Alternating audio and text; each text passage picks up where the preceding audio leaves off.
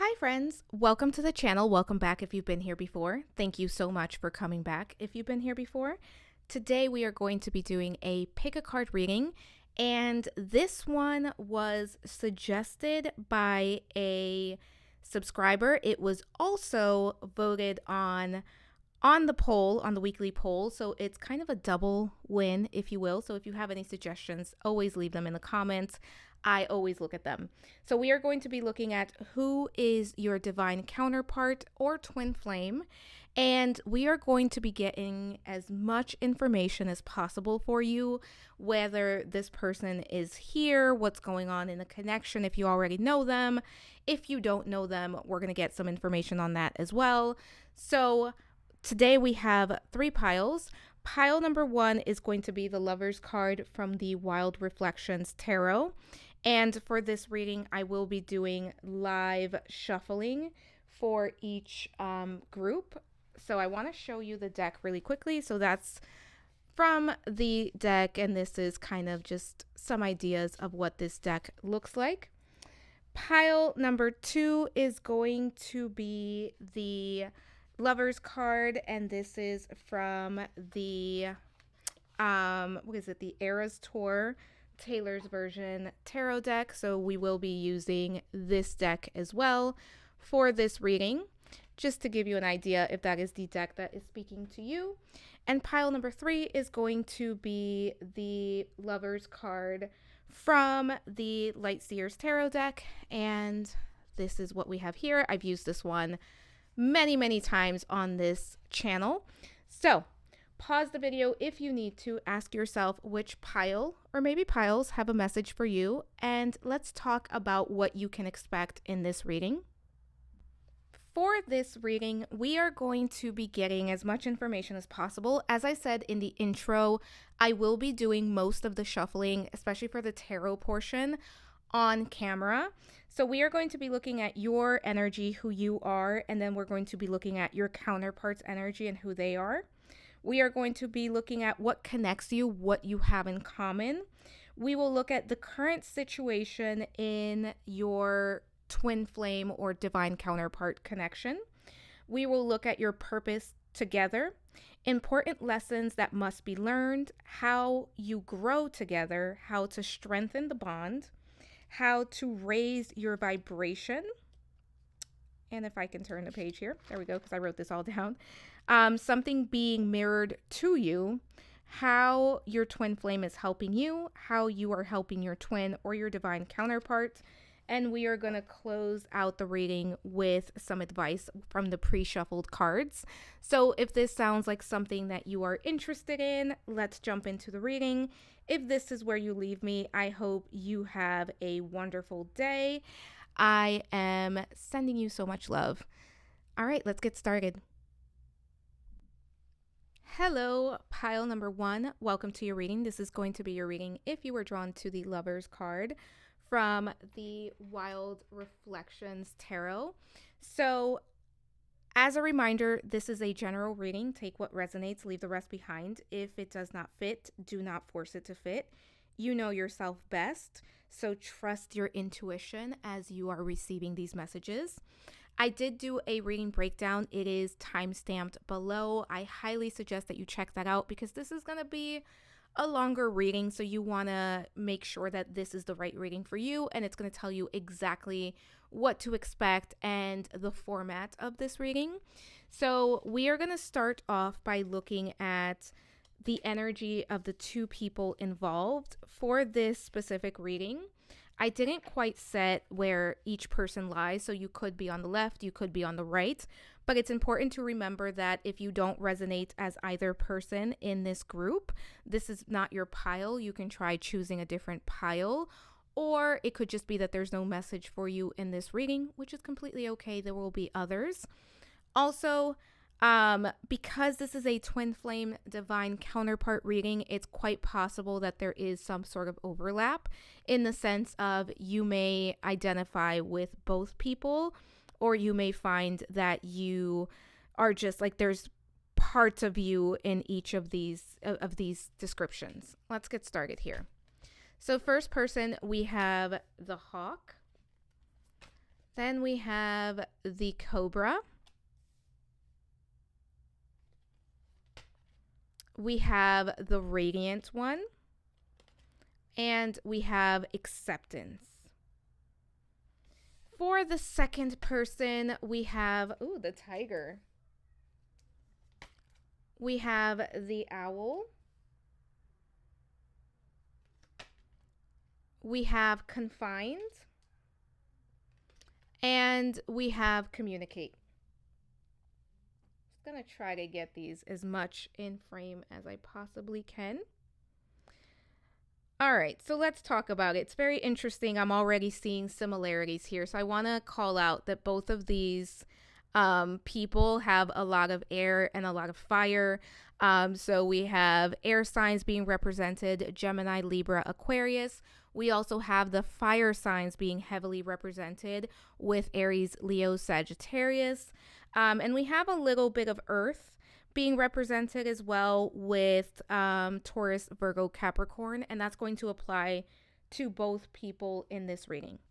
But when I talk about the person on the left, I am going to describe this person or call this person the hawk person. And when I talk about the person on the right, I'm going to call this person the tiger person.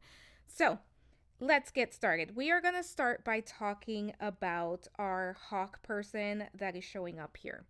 So as I said, both of these people have heavy air and fire energy, and those are the masculine signs of the masculine elements, whereas earth and water are more feminine.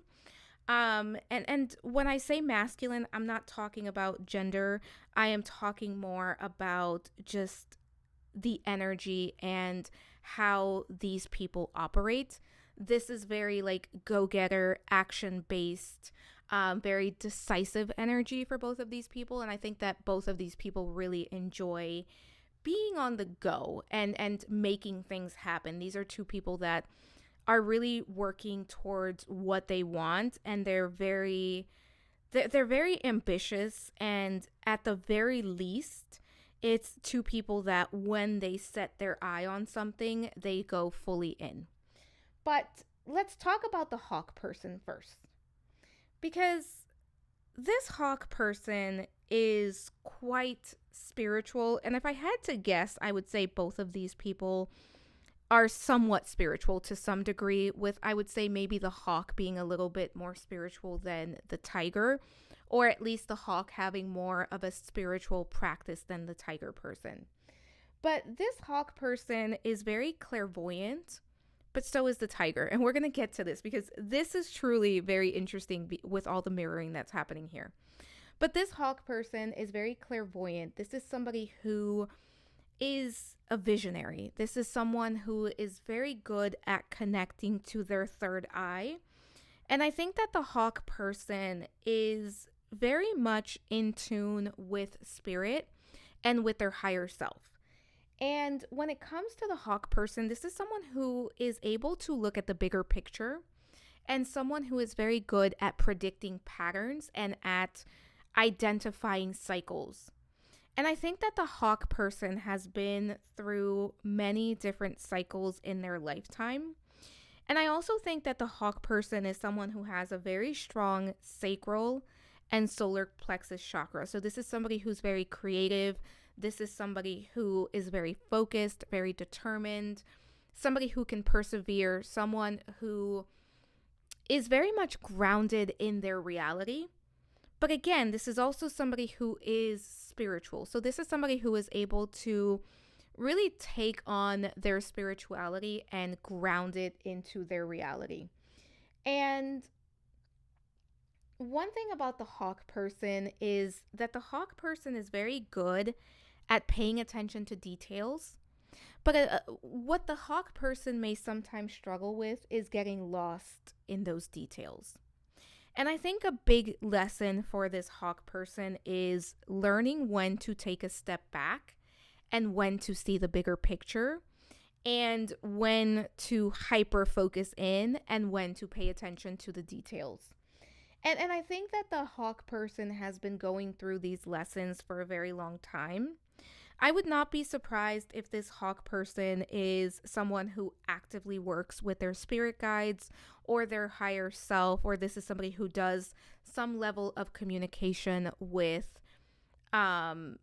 spirit, whether it's through like tarot, oracle, maybe astrology, maybe just like meditation. There's this energy here of actively seeking out guidance. And the thing is about this hawk person is that they've had to learn very hard, difficult lessons. And those lessons have taught this hawk person a lot about themselves, but also a lot about other people and a lot about how other people work and just like the workings of the universe as a whole. I would not be surprised if both of these people have a deep understanding of spiritual law. But this hawk person is truly a teacher, right? This is somebody who there's something that this person has to offer the world, something that this person brings to the world. And this could be quite literally somebody who is a teacher by profession, but this could also be somebody who leads by example, somebody who shows up in their friend group, in their family, in their community, and offers support to others. But another thing about the hawk person is that not only is this person a teacher, this person is a eternal student. This person is constantly seeking to learn, especially as it relates to the universe and spirituality. I would not be surprised if this is somebody that like has picked up many, many books on different spiritual practices or has studied religion or has gone to school for an extended period of time. Like this is somebody who, whether traditionally or non-traditionally, is constantly learning and expanding. And one thing about the hawk person is that the hawk person is very intelligent, and sometimes it takes like sometimes they have to realize that not everyone is going to understand their point of view. And I think that that has been a lesson that the hawk person has had to learn, is accepting that certain people are just not going to be able to meet them at the deep level that they want to be met at. So what do I mean by that? Like just understanding that some people are okay not knowing certain things. They are okay not thinking about deeper issues. They are like there's a level of acceptance that has had to happen for the hawk, and it feels like that's something that they have kind of a lesson that they're still working through, and a lesson that it's kind of like they've mastered it in a way, but every so often they are reminded of like, you know what, just take a deep breath, look at allow people to be where they want to be. And I also think that the hawk person has had to accept themselves where they are as well. I think this is somebody who is very ambitious and somebody who can be very hard on themselves.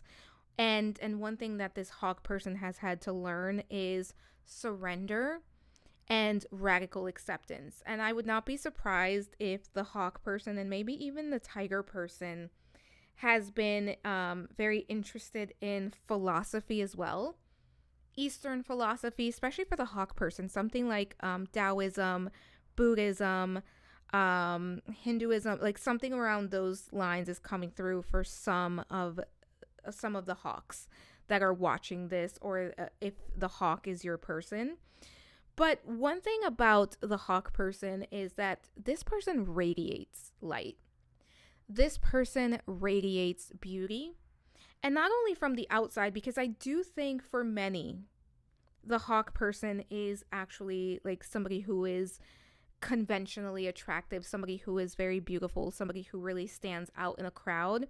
But I also think that it's so much more than the physical aspects of that. It's more of who this person is, how they carry themselves, and what they bring to the world. Something about this person really stands out. And again, it has to do with like physical beauty, but it's deeper than that as well. And this is somebody who has really worked on cultivating peace, harmony, self-acceptance, compassion, kindness. That's coming through loud and clear. But I want to talk about the tiger person because these two have a lot in common. And what's interesting is at the beginning of this reading, I said both of these people, have a lot of air and a lot of fire, and those are the masculine elements. But what's also true about these two is that they're also very connected to the divine feminine. And I would say both of these people have a good balance between their masculine and their feminine energies. And that is very true for this tiger person, especially. This tiger person is very strong. This is somebody who's very passionate. This is somebody who is also very much connected to spirit in some way. And regardless of either of these people, if they are actively working on their spirituality, they are very spiritually guided. Whether they would call it that or not is a different story, but that's coming through very strongly here. And this tiger person is also very clairvoyant. I think both of these people, their gifts really lie within clairvoyance and clairsentience. Clear seeing, clear feeling. So they receive a lot through their third eye. They also receive a lot of information through their body. They are very intuitive, very instinctual as well. And I think both of these people are a bit of an ambivert, but we're here to talk about the tiger now. When it comes to the tiger, I do think the tiger is a night owl. I have to say that because we have the tiger card and we have the owl card. So I think that this is somebody who is a bit of a night owl. I would say the hawk person is probably more of a early bird. But this tiger person is someone who is quite comfortable when it comes to shadow work and having to do shadow work. And this is also somebody who is very creative and someone who has to channel their energy into some sort of creative endeavor. And I would wager that if the tiger person doesn't have something to channel their energy into because they have so much energy and they can be a little bit restless at times, that they can start to feel very confined and they can start to feel very almost like stir crazy. But this tiger person is someone who is very powerful, someone who really commands the room that they're in. There's something about this tiger person where if they walk into a room, they will be noticed. And it's about the way that they carry themselves. It's just something about their aura. I don't care if the tiger person is like 5 feet tall. This person's aura is huge. Like they walk into the room and they get noticed. There's something also very sensual about the tiger person, something very alluring, something very attractive. And I think that these are two very attractive people. And what's interesting is with the cobra, I think both the hawk and the tiger, there's something about their walk, their strut, the way that they carry themselves that really draws people into them. But one thing about the tiger person is that when they devote themselves to something, when they dedicate their time and energy to something, they are fully in. This is somebody who is devoted to their ideals. This is somebody who sees what they want, what they need, and what they have put their eyesight on. They see it all the way through. I will say the tiger person can get a little bit overstimulated. These two could potentially be neurodivergent, especially the tiger person. Take that only if it resonates. But here's the thing.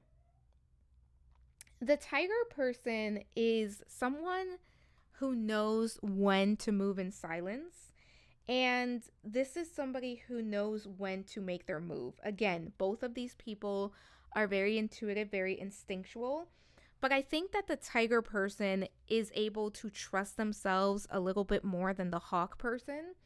But this is somebody who is very abundant, right? This is someone where from the outside looking in, it may almost seem like, wow, the tiger is just so lucky. Things just work out for this person. What most people don't see is how much work the tiger puts into what it is that they do. And to be honest, there is a level of luck and protection that really does help the tiger person out.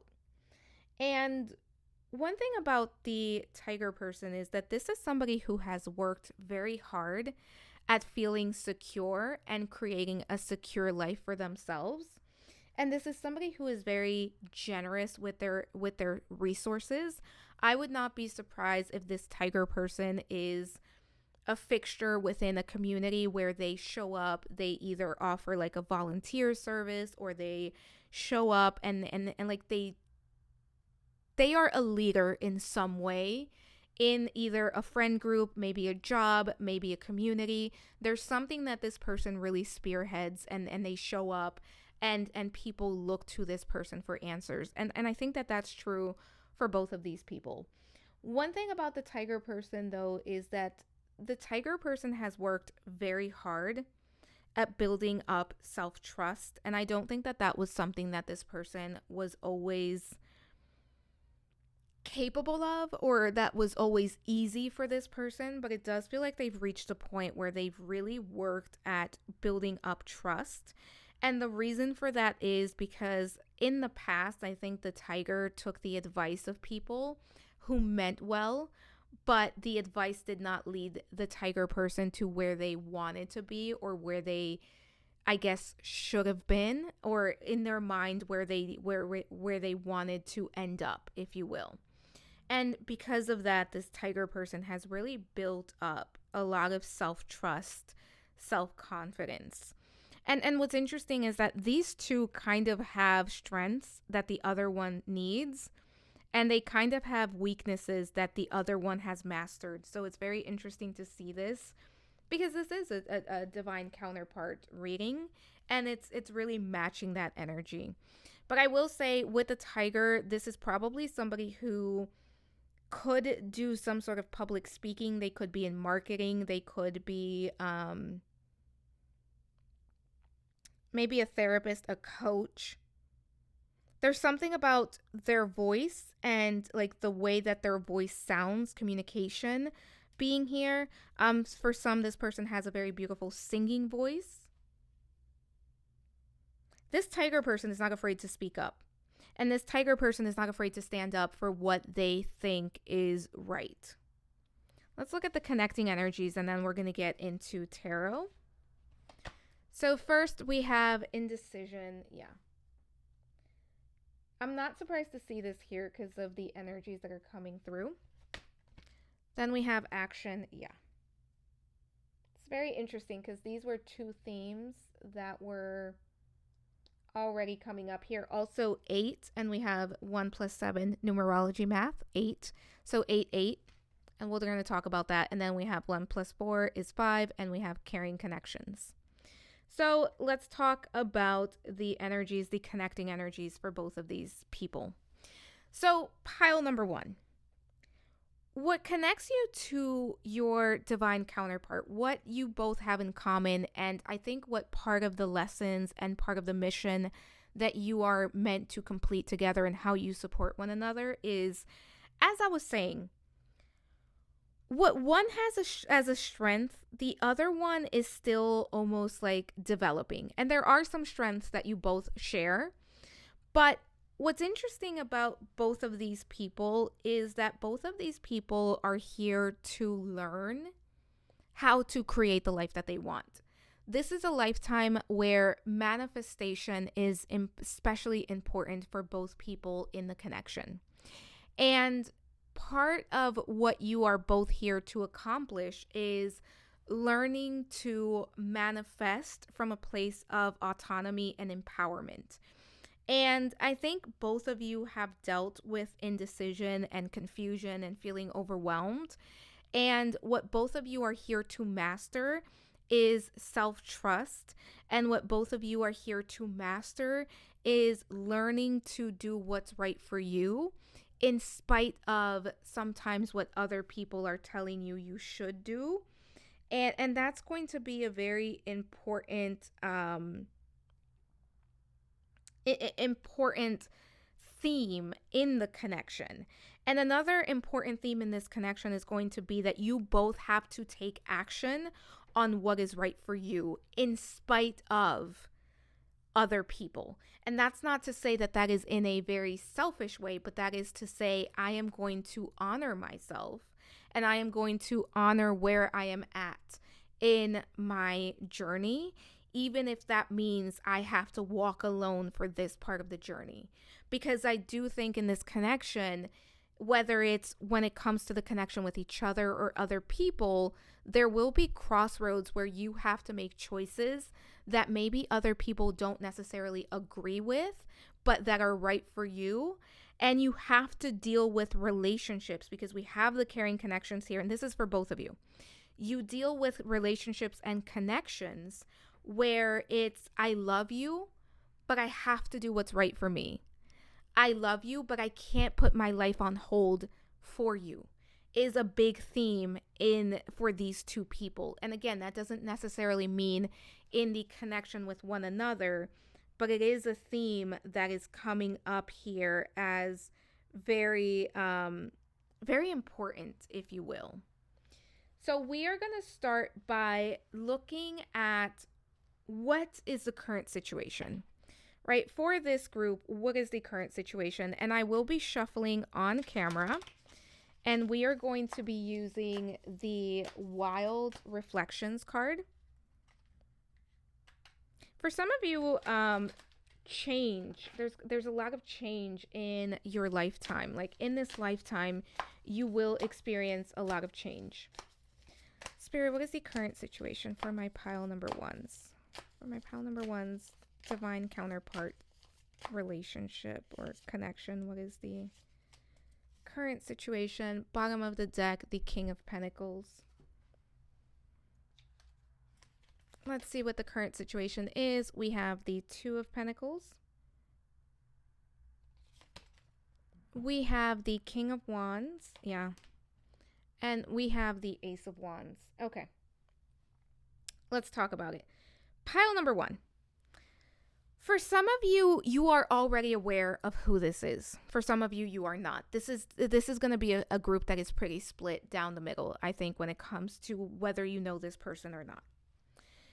For those of you that know who this is, like you already met this person, you know who your divine counterpart is. Your divine counterpart is in this realm, if you will, because there's a possibility that for some, the divine counterpart is maybe not incarnated and being more of a support system, which we're going to talk about that if we have to.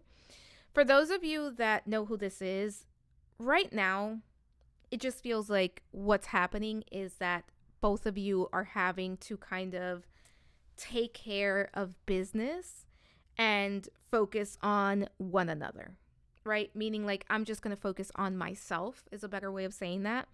And it could be that you have reached a crossroads in the connection where for whatever reason, it may not necessarily fully feel like it's possible to go down the same road.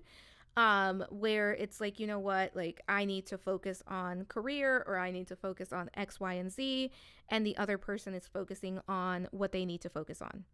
There is a lot of independence coming through here, but there's also a lot of hope.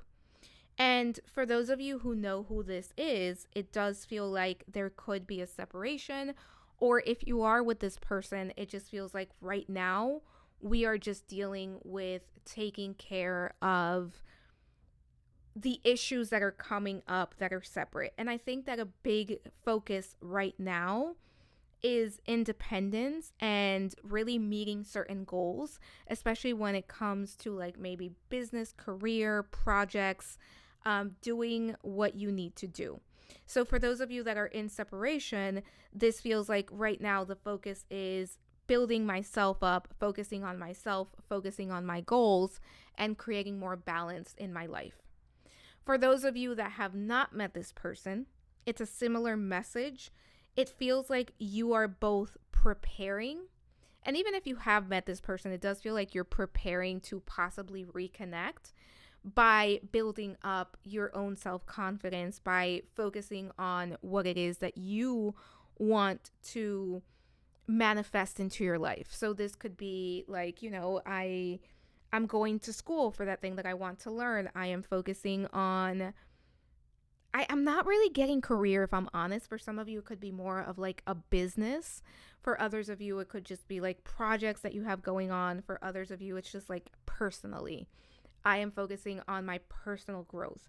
I am focusing on being the best version of myself that I can be. Um, for some, it's I'm focusing on healing. And whether you know this person or not, what this current state, this current situation is leading to is that you are going to be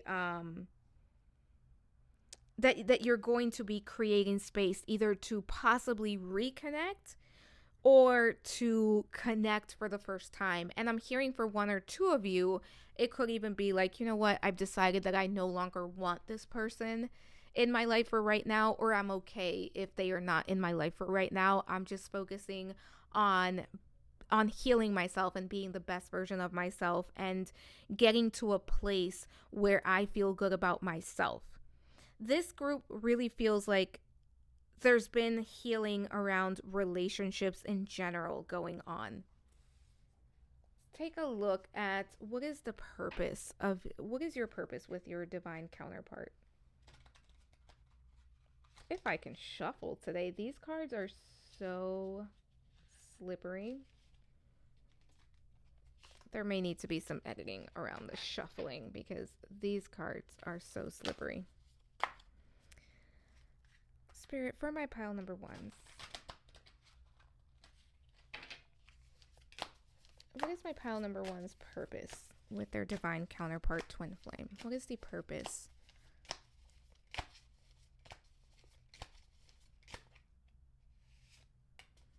I'm going to choose two. I want to go with two. I may keep the bottom one out. Four of Wands. Yeah, we're going to keep that one out.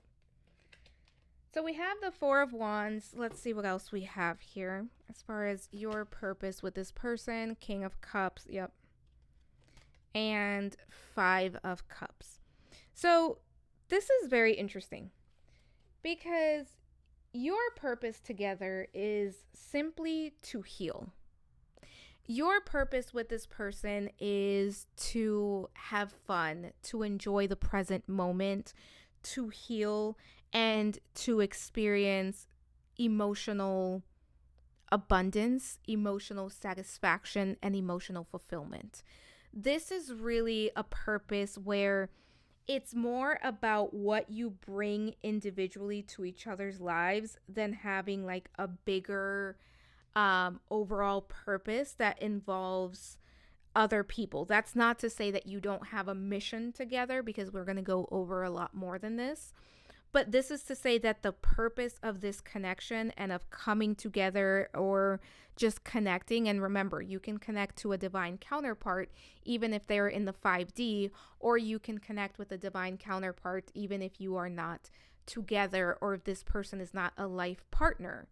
What the purpose is to bring forth the emotional healing that needs to happen.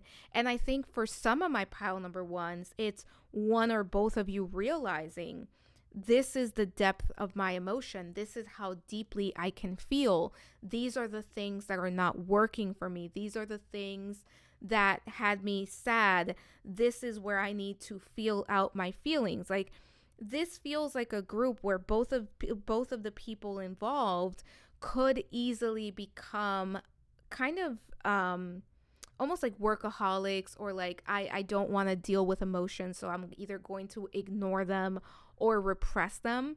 And it feels like your purpose together and your purpose as divine counterparts is to feel the feelings, to heal the feelings. And I think for some of you to even be able to go back and say, you know, this is what I felt and this is what I ignored and this is how I heal, is by feeling everything that comes up and allowing it to come back up and allowing myself to transmute it through feeling it and through understanding it.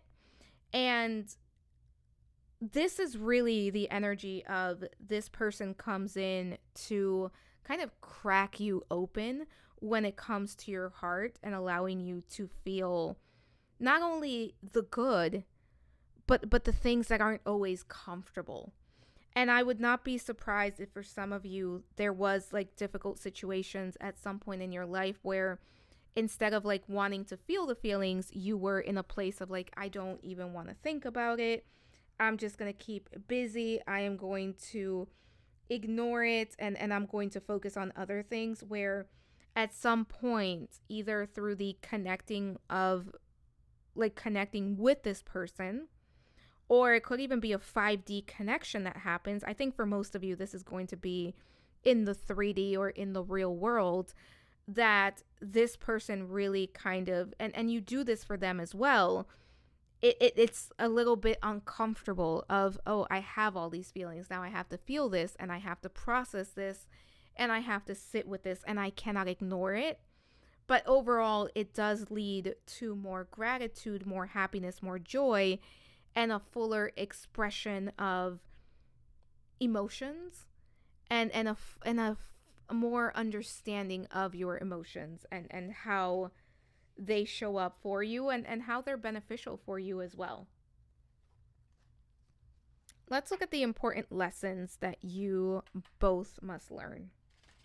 And I'm looking at both energies, but also my main focus is you, my viewer. So we are looking at the important lessons that must be learned. The Three of Swords as I cut the deck there. Page of Pentacles. Learning to slow down is going to be very important for this group. And also feeling the feelings, especially the ones that aren't so great. And here's the thing, pile number one. You can't ignore the bad ones and feel the good ones. If you repress them, you repress them all. And if you ignore them, you ignore them all. It's very hard to let some through and not the others. And I think that that's going to be part of the lessons that you're going to be learning. But Spirit, for my pile number ones, what are the important lessons that must be learned by both of these counterparts?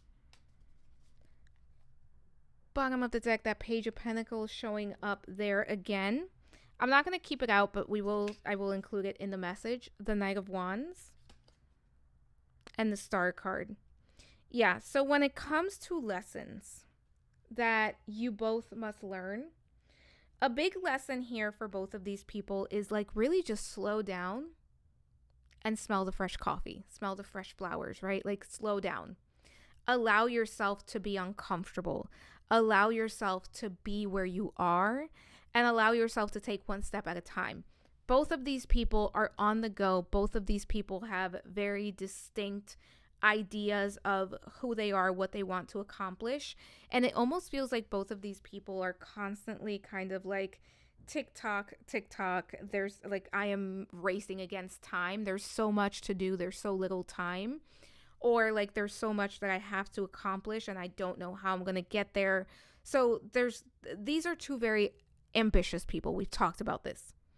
Part of the lessons that you're meant to learn have to do with exactly that, slowing down and finding more balance between what I'm doing and giving myself a break. And I think an important lesson that these two are going to learn as well is that what you do does not define you. There is no career that defines you. There is no thing that you do that defines you or that makes you worthy or that makes you enough. You are those things by being who you are.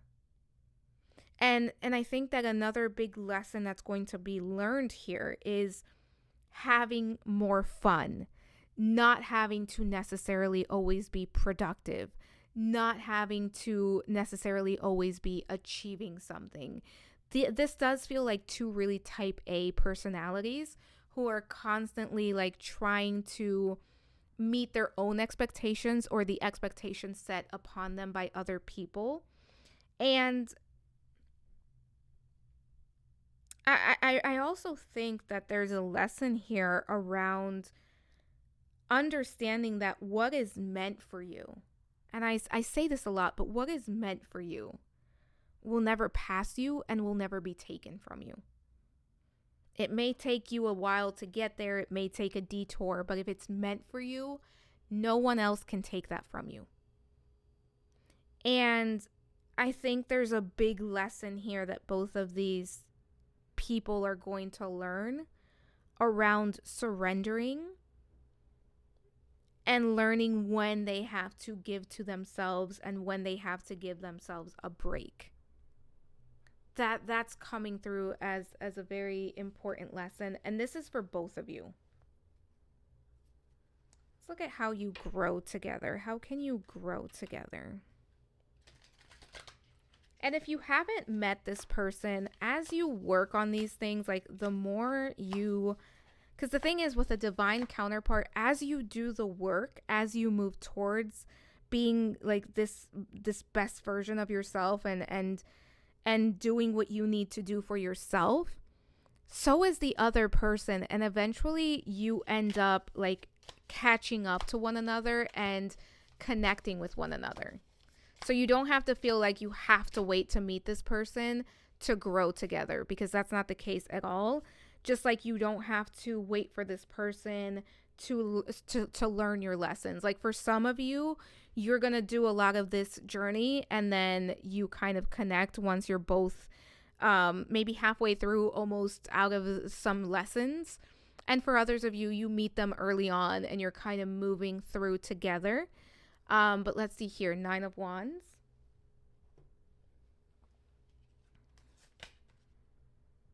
King of Pentacles.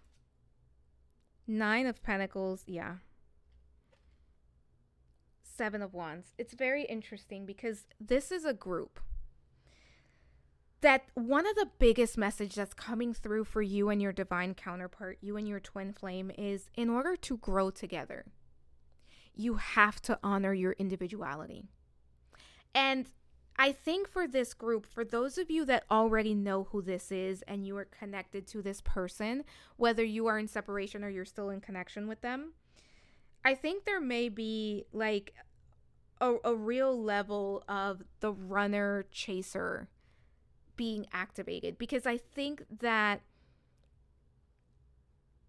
and actually for some of you, now that I'm looking at these cards, for some of you that may not be the case at all. It may be two really independent people coming together and understanding like we have to kind of accomplish certain things for ourselves and we have to go our own way, and then eventually we come back together.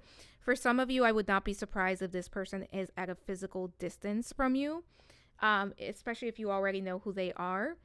But in order to grow together, for my pile number ones, it's so important for you to honor your individual paths and for you to honor what it is that you need to accomplish. And I'm going to give you an example that I'm getting.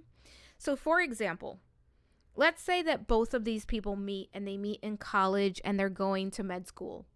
And it's time for them to do their, words elude me right now, but residency. Oh my God, I was going to say, I know what this is.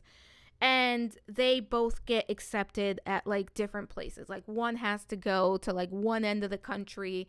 The other one has to go to the other end of the country. This is the energy of, you know what? We have to honor this, right? We love each other. We care about one another, but also this is our dream. This is what we've worked hard for. And we have to do this, and then we can come back together. That's kind of the vibe that's coming through here. It's, I honor myself and I honor my independence and I do what's right for me. And if that kind of leads us away from one another, it's that trust that we will come back together. And it may not be as extreme as like one of us is going to be living in like Texas and the other one is going to be living in like New Hampshire. It could be more of just, you know what, I need to focus on this project, or right now I'm not ready for a relationship because I'm still healing. Whatever the case may be, for this group, however you want to apply this to your specific situation, especially if you have not met this person, you grow together when you honor your independence. So for those of you who have not met this person, keep in mind that the more you honor your truth, the more you honor your path, the more likely you are to encounter this person. This is about standing your ground, doing what's right for you, especially for those of you that have not met this person, or even if you have met this person, not being in a place of like, well, if I make this choice that I want to make, what if my person is not there? What if I don't meet this person? What if this person doesn't come into my life because X, Y, and Z? It's, I'm going to honor what's right for me and my journey. And this person is going to catch up to me. This person is going to find me. And this person is going to do the same for themselves. And what happens is that eventually the roads are going to lead us to the same exact place. And for some of you, you may already be in separation from this person, and it has nothing to do with not loving one another or not wanting to be together. It has to do with certain circumstances. For some of you, this is even like, this could even be like a military type situation where like one person is deployed and the other person is back home and waiting for this. Like, there's something here that really feels like in this connection, there is a need to honor the individual selves, which may lead to a separation that feels scary, but it comes back together. And for those of you that don't know this person yet, it could just be, again, making the choices that are right for you, not from a place of fear or from a place of like, but what if like I miss out on someone? Or what if, I get this dog and my future person is allergic to dogs? Something, I know that's ridiculous, but you get the point. It's doing what's right for you and trusting that your counterpart is going to find you and going to connect with you when the time is right. How do you strengthen the bond? And for those of you that don't know this person or haven't met them yet, this is also about strengthening the 5D connection. You don't need to know this person in order to strengthen the bond. How can my pile number ones strengthen the bond to their person? There we go. Actually, I'll take it since it wanted to come out so bad. We have the High Priestess. Yeah, this is a group where meditation, moon cycles as well, like full moon rituals, meditation, writing a letter to this person. For some of you, you're already connected to this person, like telepathically, like you can connect with them, you can feel them around you. Dreams as well. For some of you, this is how that person comes through.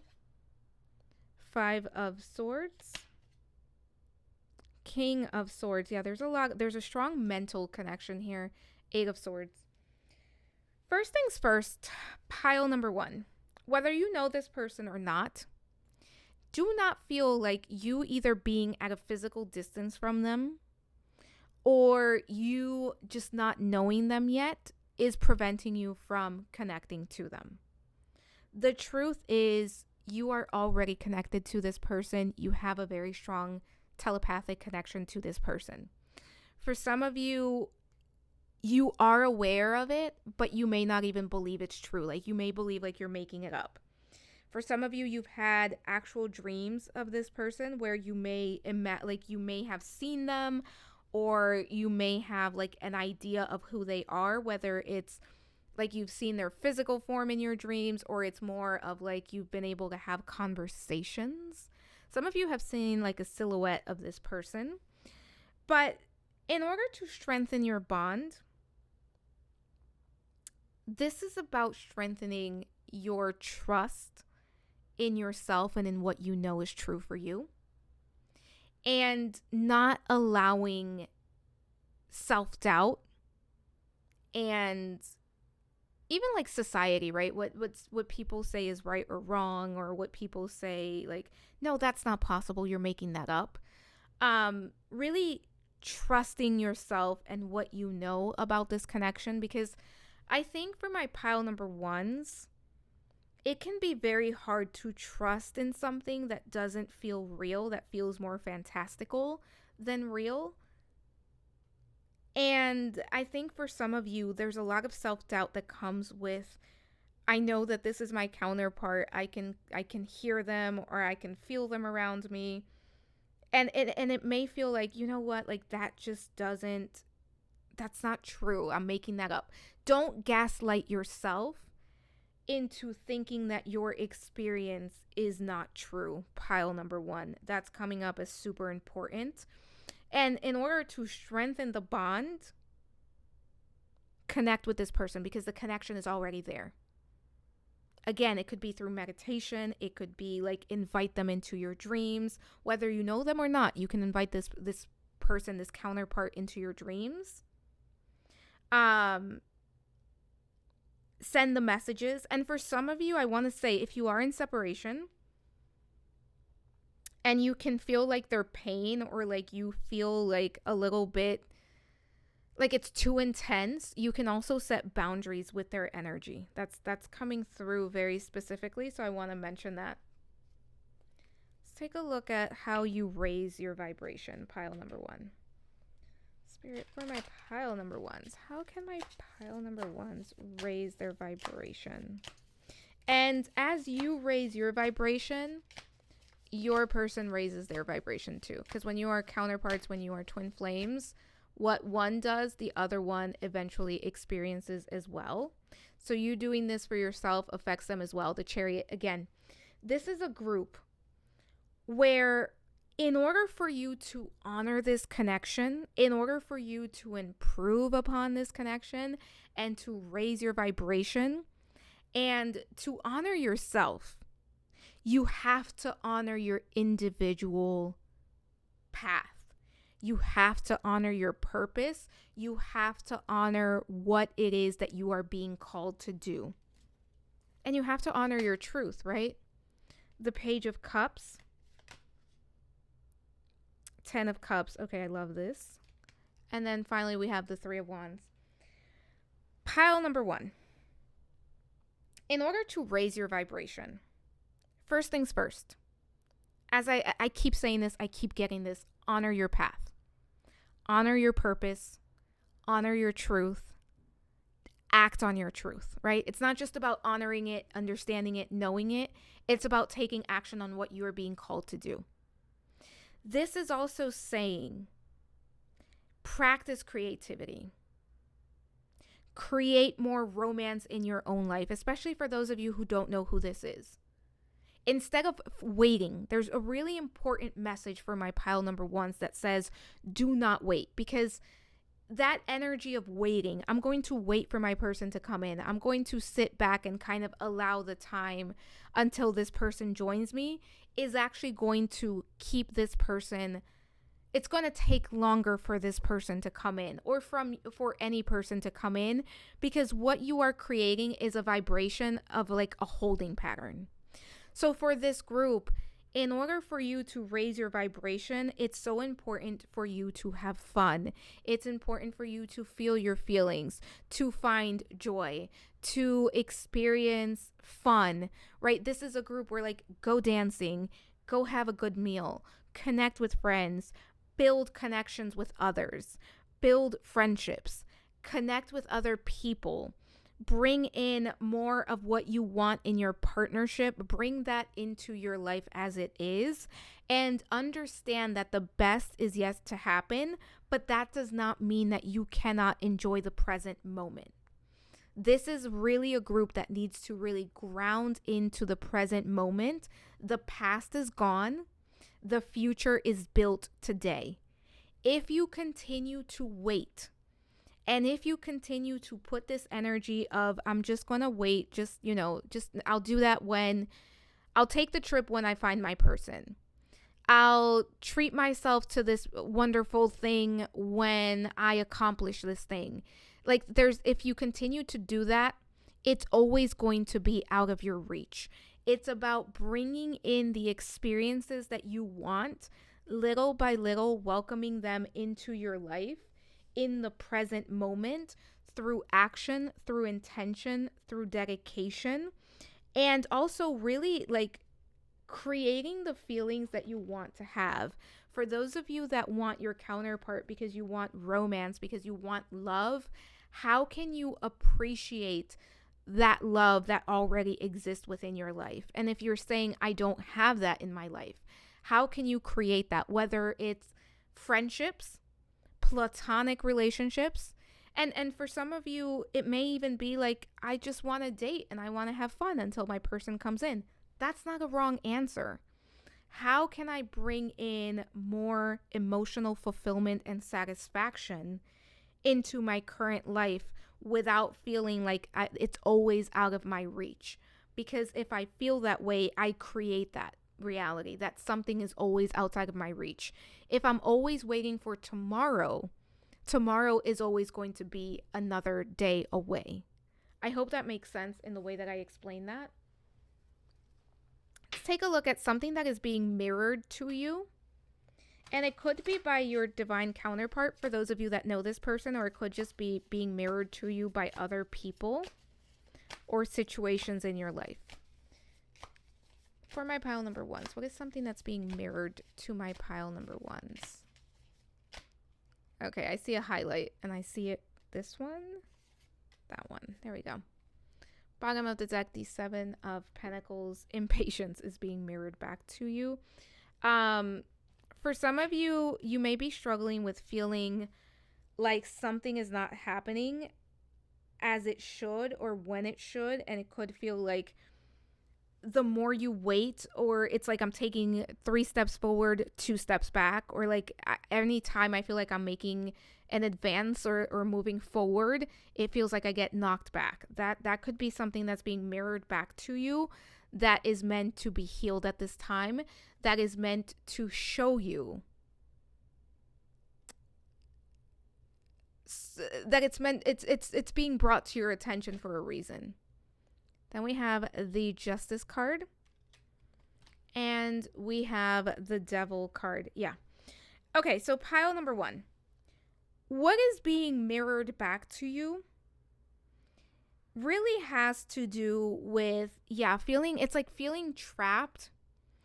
Feeling like no matter what, I'm not getting to where I want to be.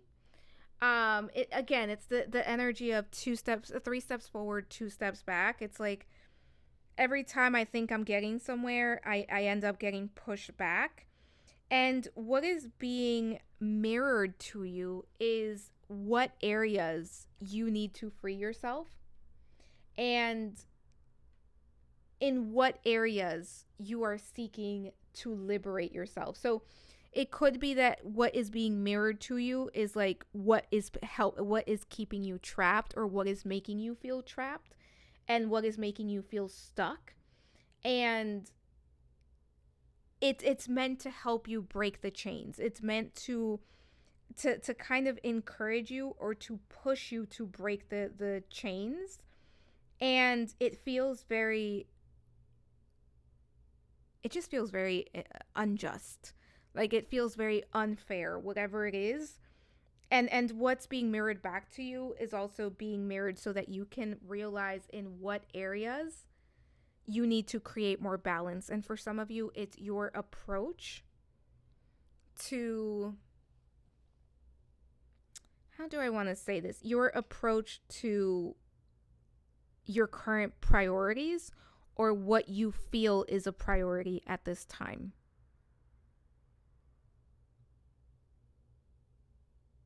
For some of you, there's a lot of frustration that's being mirrored back to you. So especially if you're dealing with other people, this could really show up almost like, I'm ready to move forward and there's always something that's holding me back. So people are making it very hard for me to really connect or speak my truth. Something along those lines is coming through very, very clearly here. Let's take a look at how is your twin helping you. And this could be, again, from the 5D, or this could be like just somebody that you already physically met in the 3D. Spirit, how is pile number one's twin helping them? The Fool. Ace of Cups. Okay, I get it. All right. So we have the Fool, the Ace of Cups with the Emperor card at the bottom of the deck. Your twin is helping you by forcing you. And I don't like that word, but that's the word that's coming through. By almost forcing you to practice self-love. For some of you, it's because there is a separation. For some of you, it's because right now this person may not be as available as they usually are. For others of you, it's because they are not coming into your life just yet to give you time to go on your adventure, to be spontaneous, to practice self-love, to develop self-love. For some of you, that's coming through very loudly here. It's like this person is helping you by allowing you to be the best version of yourself and to practice your independence and to go on your own adventure and to figure things out. So for some of you, it feels like this is either a separation or this is somebody that just hasn't come into your life just yet. And it's like, through this, I am learning self-love. I am learning how to practice self-care. I'm giving myself permission to live my life and to explore what is right for me. How are you helping your twin? Let's see. Or your divine counterpart. How is my pile number 1 helping their divine counterpart?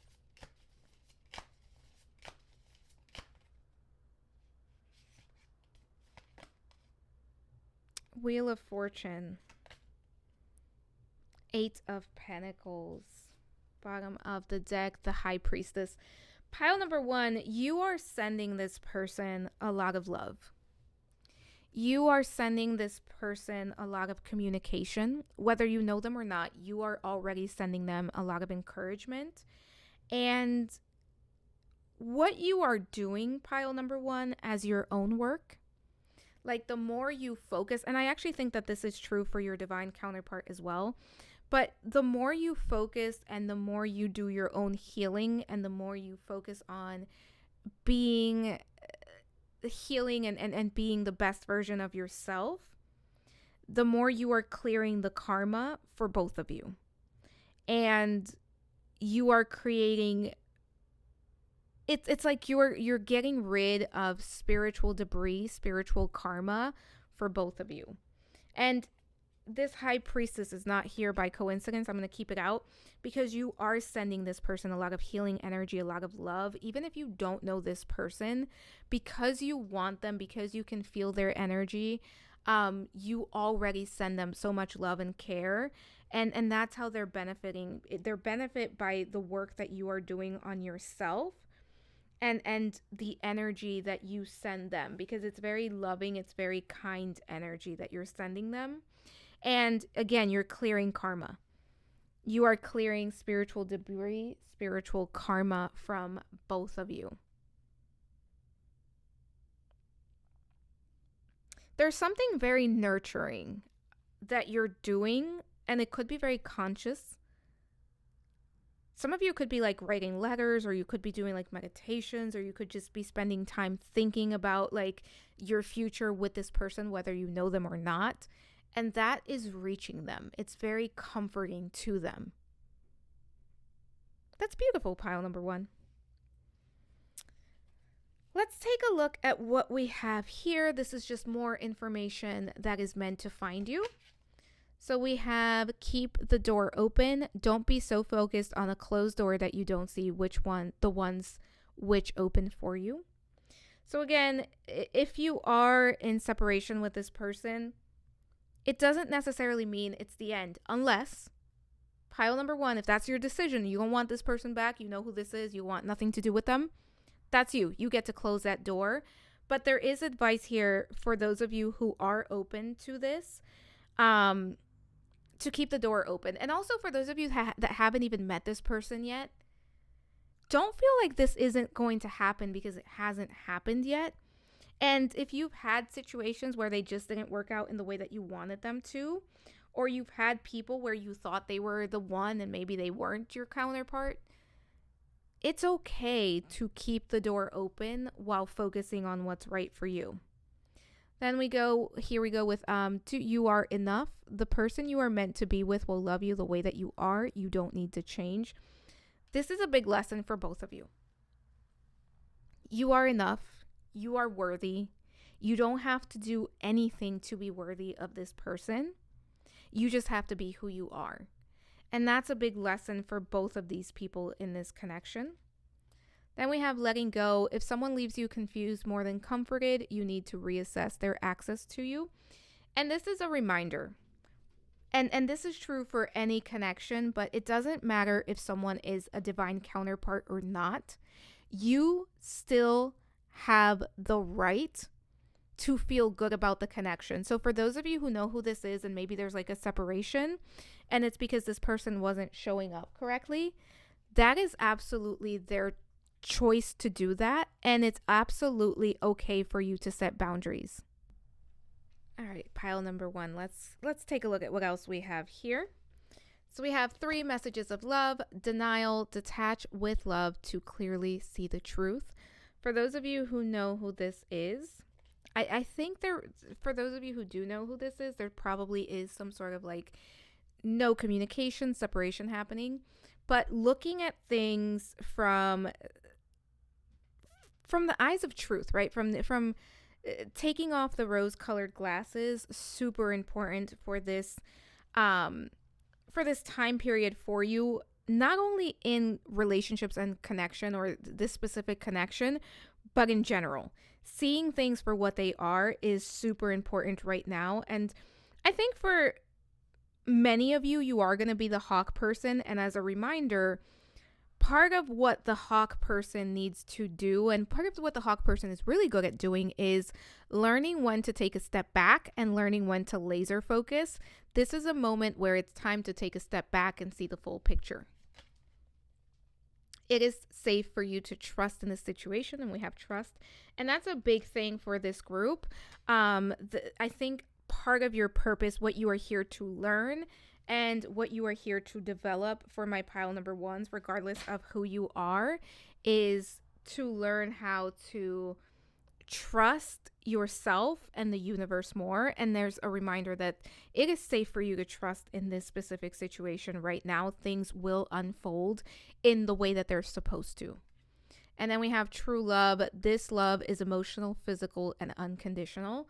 So if you know this person, whether you know them or not, there is love here. There's true love. Makes sense. This is a divine counterpart reading.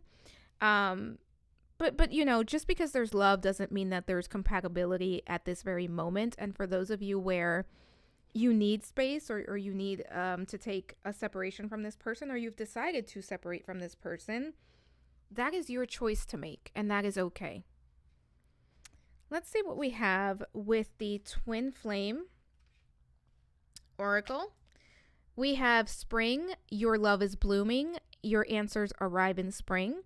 If you're watching this as I record this, this is timeless, but as I record this, it is January 2025.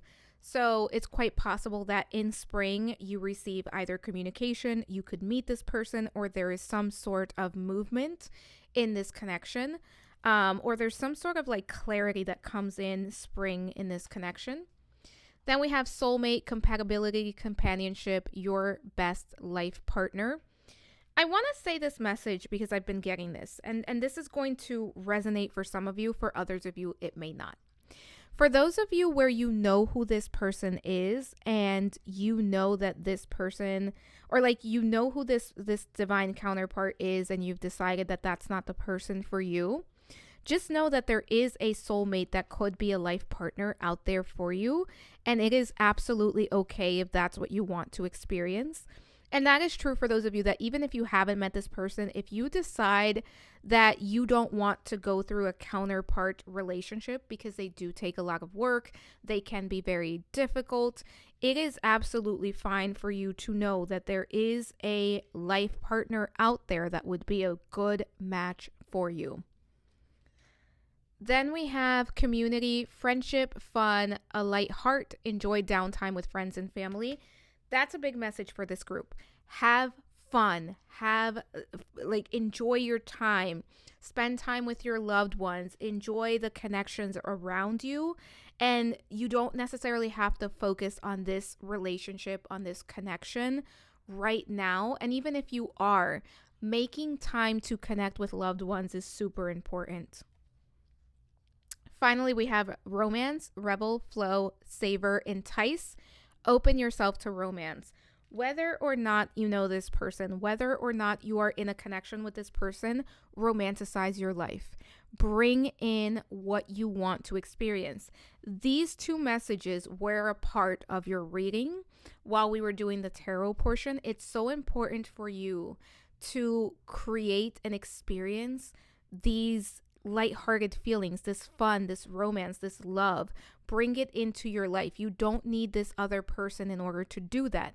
That is a big, big message for this group. You don't have to sit and wait for this person. Let's see what we have here. These are going to be just messages for you. First things first is you have not missed out.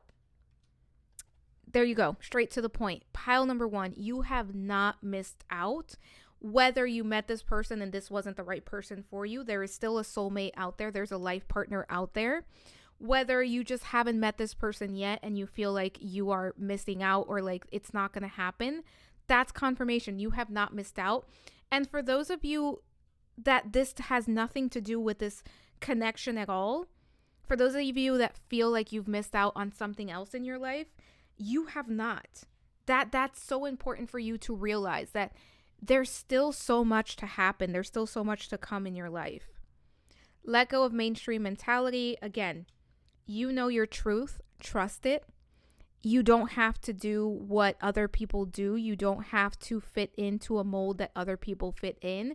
And for those of you that are in a happy connection or you know who your person is and it works for you, your relationship doesn't have to follow the norms of what is considered good or normal or whatever. Do what's right for you. And then finally, security is here, stability. You will have stability in your romantic life and in your life in general. Security is here. You are safe. You are secure. Trust that, pile number 1. But pile number 1, that is what I have for you. Thank you so much for being here. Don't forget to like, subscribe, hit the notification bell. Let me know what else you'd like to see next. And pile number 1, claim this in the comments. I am independent. Because here's the thing, the more independent you are, the more you honor your independence, your truth, and your path, the more you align to this other person. And I think that that's almost like it's almost counterintuitive, but that's exactly what this reading is saying to you. But yeah, claim it. Let me know what else you'd like to see in the comments section below. Thank you so much for being here. Thank you for allowing me to read for you. I am sending so much love, so many blessings, and I hope to see you soon. Bye for now.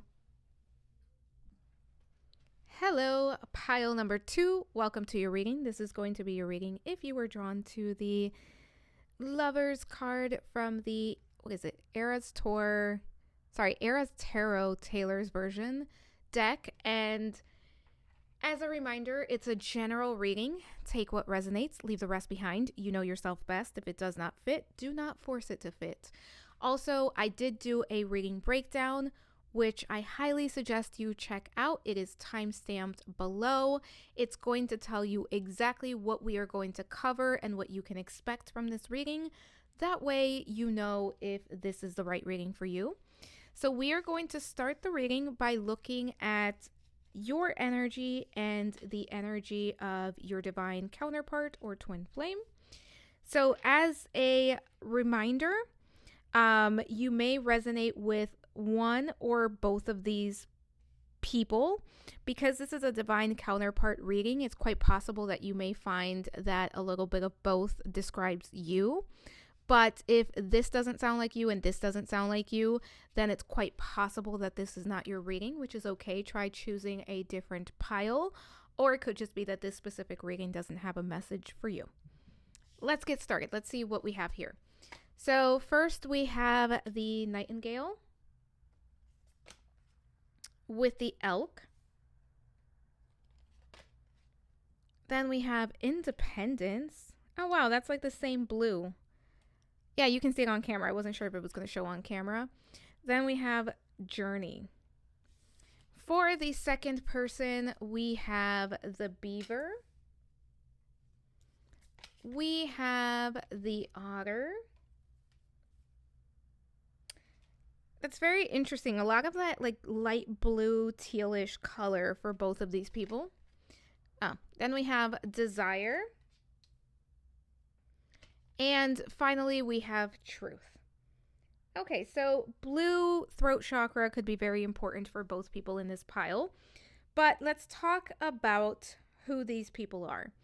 So, with the person on the left, we have the Nightingale energy, which is air. So, we have Gemini, Libra, Aquarius being represented.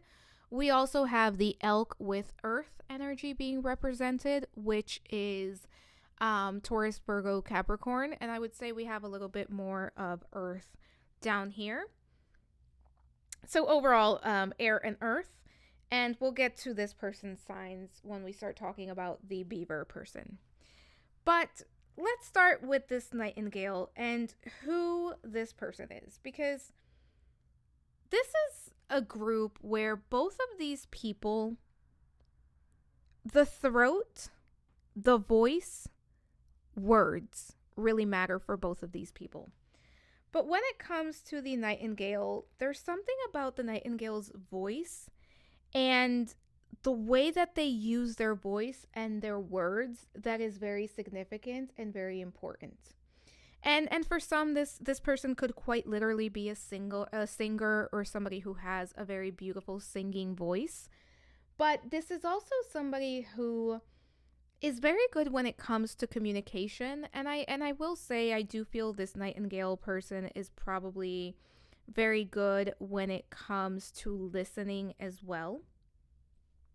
This is somebody, I just noticed this. If you pick this pile, you picked the Taylor Swift deck, the Eras Tour deck, and now we have a singer. Ooh, pile number 2. Let me find out some of your singers. But regardless, even if you are not a singer, music could be very important here, very significant. There's something about voice, throat chakra, music, words that's coming up as very significant. And one thing about the Nightingale person is that this is somebody who is very creative. I would not be surprised if this person is also a writer, or there's like, this is somebody who maybe like journals or has like something about words, something about singing, something about like the use of words, creativity coming through here. But this Nightingale person is somebody who's also very connected to their heart and somebody who is very loving, very kind, very compassionate, very giving. And I think that the Nightingale person is also very resilient, very headstrong, and very, I would go with headstrong. I was going to say stubborn in some cases, which I think is true. I would not be surprised if there's like heavy Taurus energy for this person somewhere in the chart. But this is somebody who is very consistent, very reliable, somebody who, if they say something, they mean it. If they make a promise, they follow through. This is also someone who comes across as very soft, very loving.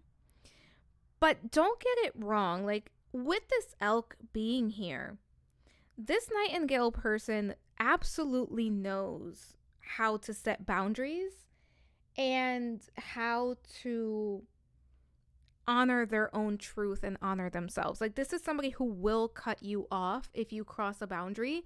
And this is somebody who's going to tell you exactly how they feel and somebody who's going to stand up for themselves.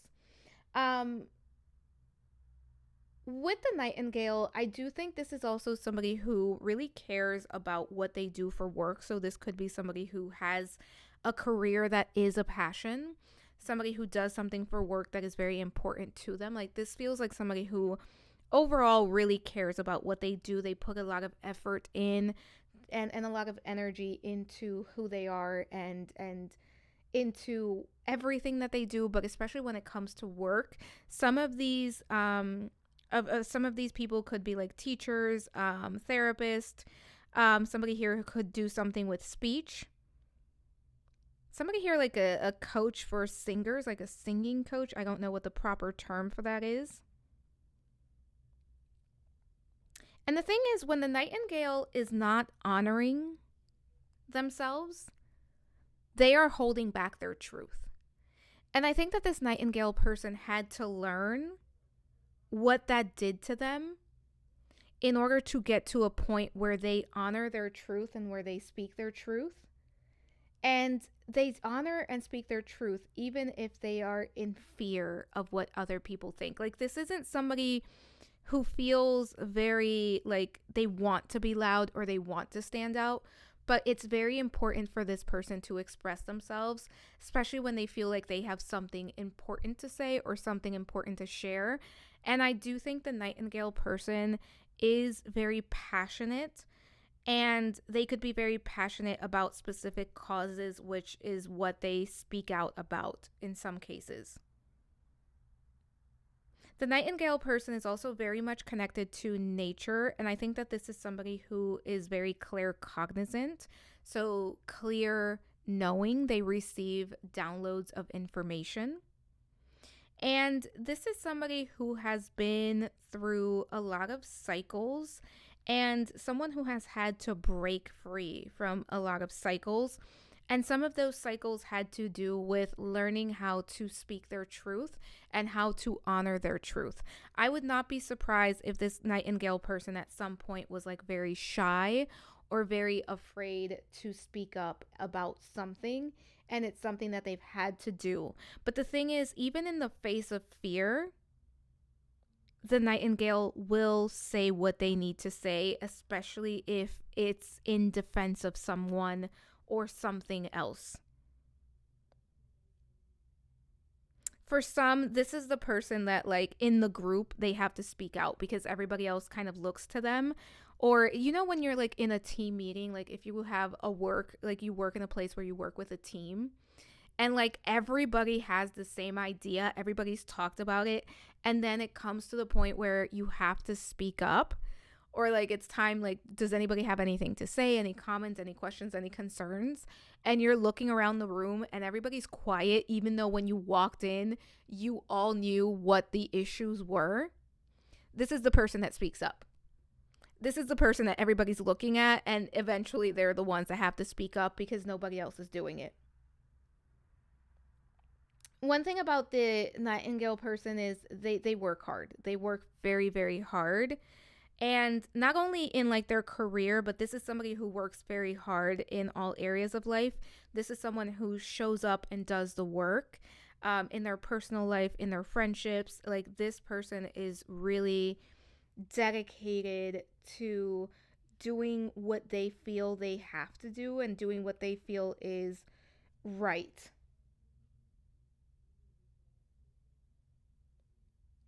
The nightingale person, I said this earlier, but I feel like dance and music is very important to this person. Like, when this person is stressed, like dancing or like listening to music could be very healing for this person. And here's the thing, the nightingale person has had to learn how to be independent. They've had to learn how to speak up for themselves. Again, I would not be surprised if this was somebody who was either really shy or like really scared to speak up. But I do feel like this is a big area of improvement for this person, has been getting to the point where they are able to stand up for themselves and say what's on their mind, and really kind of just feel confident in their ability to speak their truth and in their ability to recognize their truth as well. But let's talk about the beaver person, because we have water energy here and we have fire. So water signs are Cancer, Scorpio, Pisces, and fire signs Aries, Leo, Sagittarius, with a little bit of air, Gemini, Libra, Aquarius. But this beaver person is similar to the nightingale person in the sense that both of these people are very hard workers. They do what needs to be done. They are kind of like the people that you can count on when it comes to work. This beaver person is someone who has a lot of energy. And even when they don't have the energy, they still make it a point to work hard and to do what they need to do.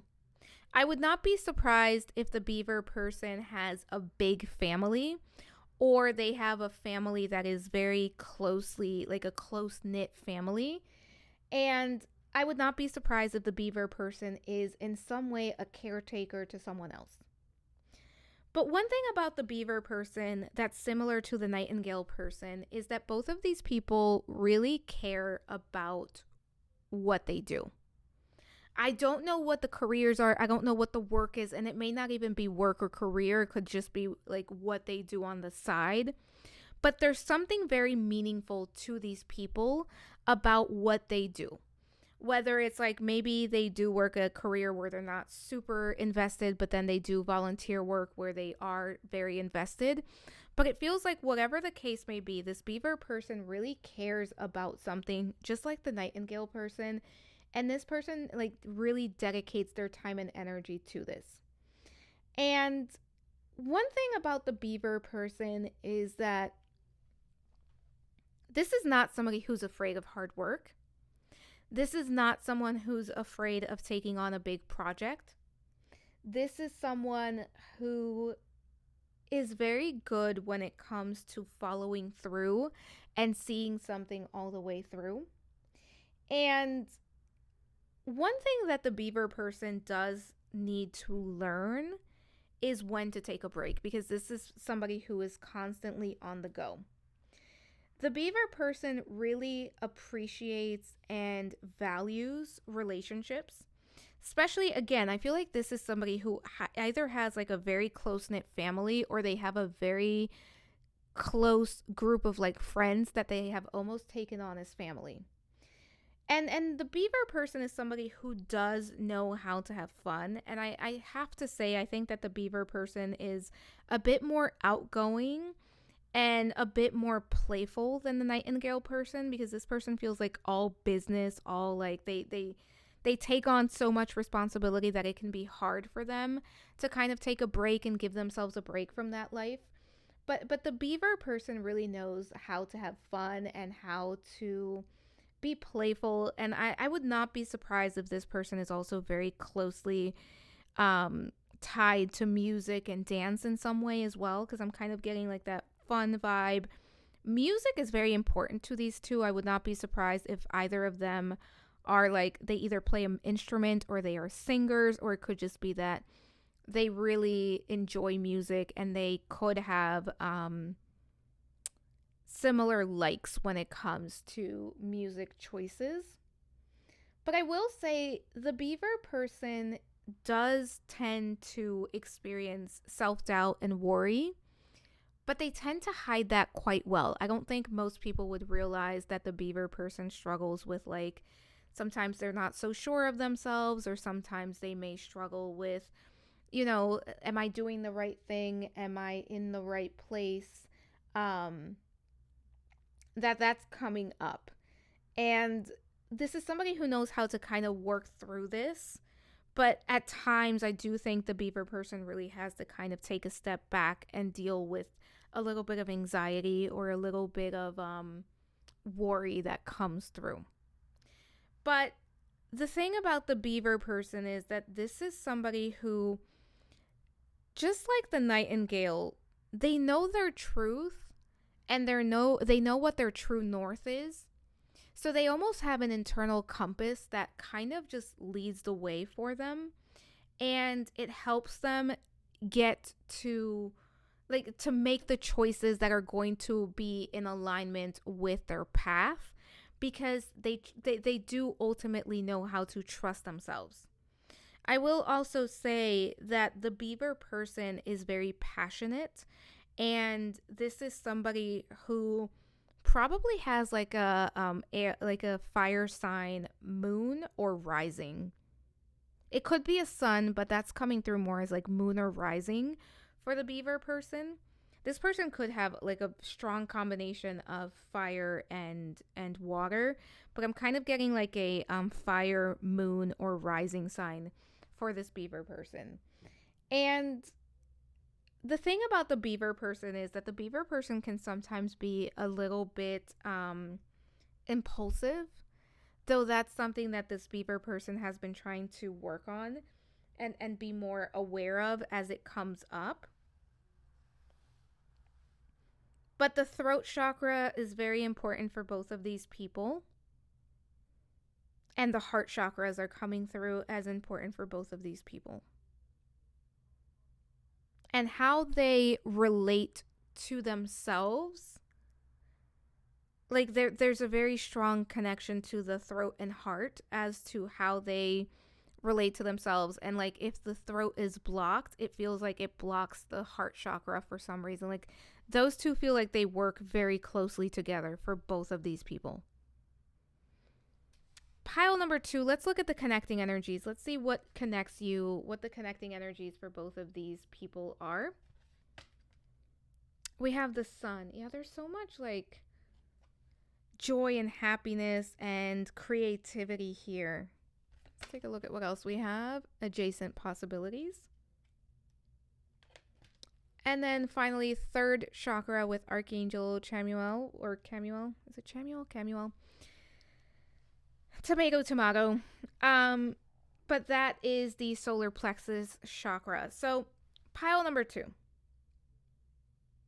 When it comes to the connecting energies, these two really are connected through creativity. And these two are really part of what these two are meant to experience in this lifetime is happiness and joy. And part of what these two are here to learn to do is to speak their truth and to live their truth.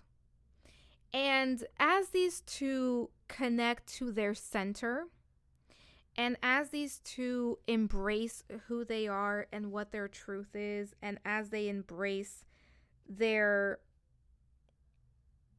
just like even the core of who they are, these two create possibilities not only together but individually as well. And what I will say about my pile number 2s is that the sun sign, whatever sun sign each of these people are, is very important. Like embodying the sun, the natal sun sign, is very important in this lifetime for both of these people. And I would not be surprised if these two have like either a air or fire sun sign. Could be water as well, but air and fire coming through very strongly. Also, pile number 2, look at where Leo and where your sun is at in your natal chart, because I think that's going to give you some information as well. And when it comes to the composite chart, I think that there's something about the sun in that chart for both of you as a couple or as, you know, as a connection. There's something about the sun that stands out as well. Look at the 3rd house in your natal chart as well. And if you know who this is and you know your chart together, the synergy chart, look in the 3rd house as well. There's something coming up there. But the thing is, these two create opportunities for themselves when they honor their truth and when they act on their truth and when they speak on their truth. And another thing about these two as they connect or as part of their connection is that there's going to be multiple opportunities for these two to come together. Some are going to be like, this feels like you meet and it's like, oh, we went to the same school, or like, oh, we were at the same place around the same time. Like it feels like there are multiple opportunities where you meet this person. And when you finally connect with them, like you may be talking and it's like, oh, wait, like I was there around that time, or like, wait, that's the school I went to, or like I spent time with my friend around that area around that time. Like there's multiple opportunities in which you meet, and it's going to be like when you finally meet, I think you're going to realize that you were kind of running in similar circles. And if you already know this person, it would be interesting to hear if that's the case. Let me know in the comments if you already know this person. But we're going to do some shuffling on camera, and we're going to start by looking at what is the current situation. So we're basically going to look at, do you know who this person is? What is the current situation? If you know them, if you don't know them, what's the current situation? Just what is the current situation? Spirit, for my pile number 2s, what is the current situation for my pile number 2s with their divine counterpart? What is this current situation here?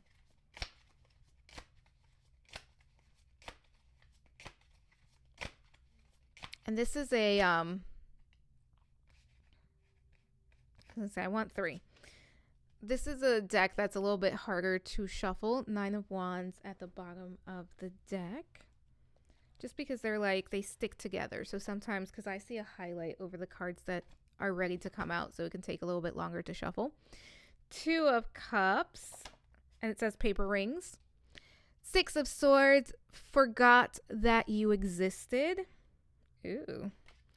And 7 of Swords, I did something bad. All right, let's talk about the current situation. I think for many of you, let me sit with this before I say this. 1 second.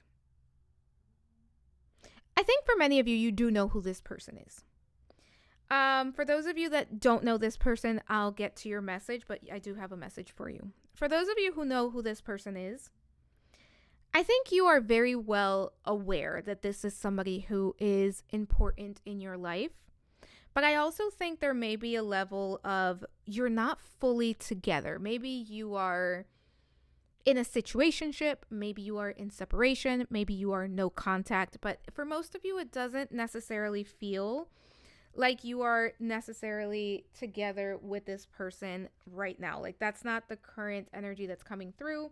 We also had the 9 of Wands at the bottom of the deck with look what you made me do. Which is really, I don't think many of you are with this person, but I do think you are aware of who this person is and what they mean for you and what they signify in your life. And I think that you're going through a period of healing. And for some of you, you may be on a break, on a separation. You may have walked away from this person or they walked away from you. And there's this energy of I'm focused on myself. And there could have been some sort of deceit here because we do have the 7 of Swords. There could have been a level of betrayal here. I have to call it out because I see it. But this could just be like, I knew who this was. I recognized this person. I knew this could be something, but for whatever reason, it just didn't turn out to be what I wanted it to be. So I had to, I had to choose myself. I had to walk away. I had to put myself first. And now I'm in a place of healing. I'm in a place of leaving this behind and moving forward into something that is right for me. And I think that for my pile number 2s, if you know who this is, you are open to this person. For some of you, to this person either coming back or to reuniting with this person, if, that's a big if some changes are made and if this person comes back with different energy, because I think that for whatever reason, this just didn't work out in the way that you wanted it to. Now, for those of you who don't know who this is, it could be that you are coming out of a relationship or you are coming out of a situationship. This feels like regardless of if you know who this person is or not, you are in a place of, I have to take care of myself. I have to do what's right for me. And I went through a period of difficulty and now I'm choosing myself and I am choosing to leave behind anything that is not in alignment with my highest and greatest good. And that includes people. I would not be surprised for my pile number 2s, whether you know who this person is or not, if you've recently had to walk away from someone, whether that someone that you walked away from was your divine counterpart or someone else. Or again, it could have been that they walked away from you. But the current situation here for my pile number 2s, it just feels like I'm just focused on me. And I went through this period of time where it wasn't great. It wasn't what I wanted it to be. and now I'm doing the healing work and I'm leaving behind anything that's not right. And for some of you, you dealt with a little bit of manipulation, you dealt with deceit, you dealt with betrayal, and you're choosing yourself. You're choosing to move into a time where you're focused on yourself. And if somebody wants to catch up with you, if somebody wants to connect with you, they have to come in a very specific energy, and they have to come in right. Let's take a look at your purpose together. For my pile number twos, what is my pile number two's purpose with their divine counterpart?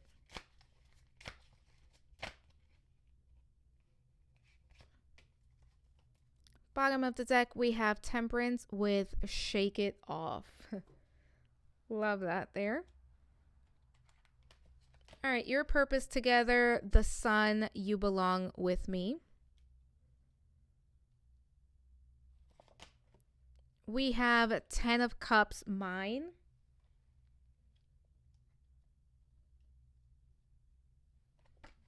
And we have the 3 of Cups with Paris. All right, pile number 2.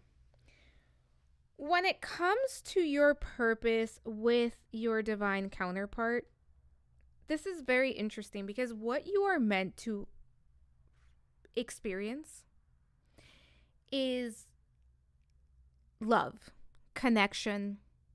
I mean, we have happiness, love, connection, emotional fulfillment, satisfaction. We have the 3 of Cups, friendship. This looks really good. Like, your purpose together is to bring, I don't want to say bring that to one another, but to help each other achieve that. You're meant to achieve those feelings of, again, happiness, joy, gratitude, connection, that soulmate connection, emotional satisfaction, emotional fulfillment, community, friendship, support. These are 3 very good cards. Now, I want to say, because I think for most of you, this is your purpose with one another, and this is something that you're going to experience together. But I also want to hold space for those of you that may be in a place where you're just like, I know who this is, and I don't want them in my life at all. I am not open to this person. Like, I am moving on, and I want something different. Regardless of if you are meant to experience these beautiful feelings, these beautiful experiences with your divine counterpart or not, and I think for most of you, you are, their purpose and your purpose in their life, like both of your purpose together, is to experience exactly this. And I think that this specific partnership, this specific counterpart, like this connection that you have with your counterpart, I think for my pile number 2 specifically, you have probably known this person or had lifetimes with this person, in like multiple lifetimes with this person. And it really feels like this is a lifetime where you are meant to experience the beauty of life and the more beautiful emotions and experiences that life has to offer. And this does feel like, for a lot of you, is you experience this with your counterpart. You experience this together. So let's keep looking here, because this is very interesting. What are the lessons? What are the important lessons that must be learned? Because so far, this is looking really good. So I want to see what the lessons are here. For my pile number 2s, what are the important lessons that must be learned?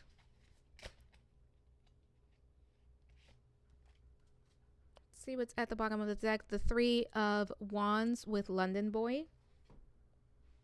For those of you that are Swifties or you like Taylor, you could absolutely connect these songs to messages as well. Then we have Out of the Woods with the 7 of Cups. We have Eight of Wands with red. And finally, we have the Three of Swords with champagne problems. Pile number 2. So here's the thing. Part of what you are meant to learn, part of the lessons that you are meant to learn,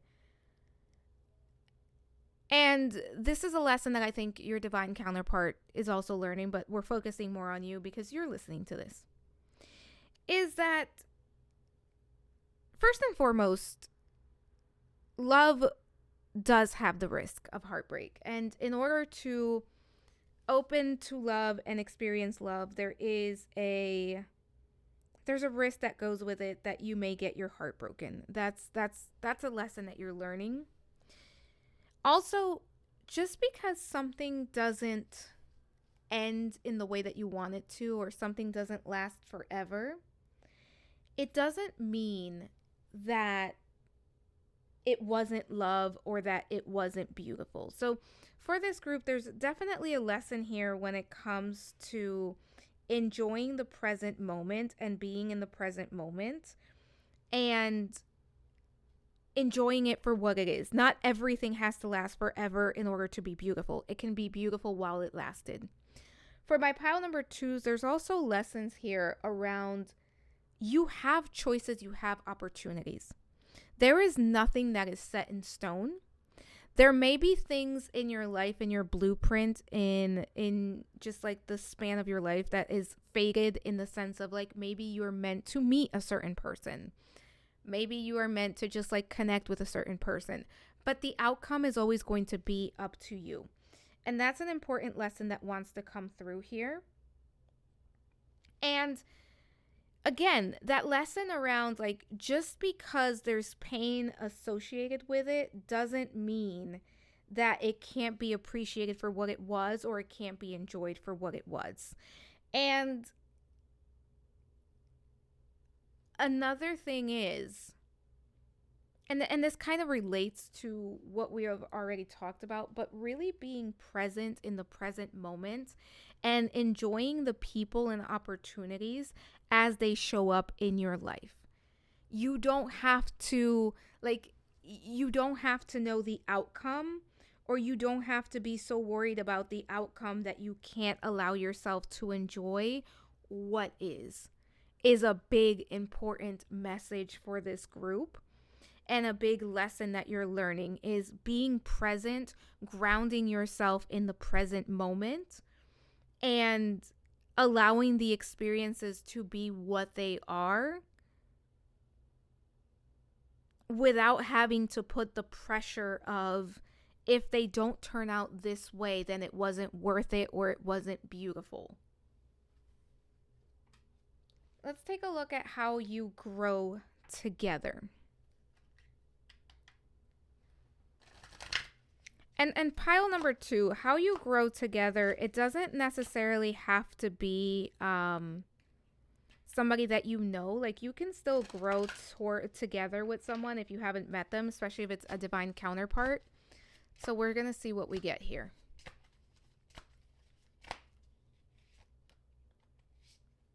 So how can you grow together with this person? We have the Queen of Cups with Marjorie.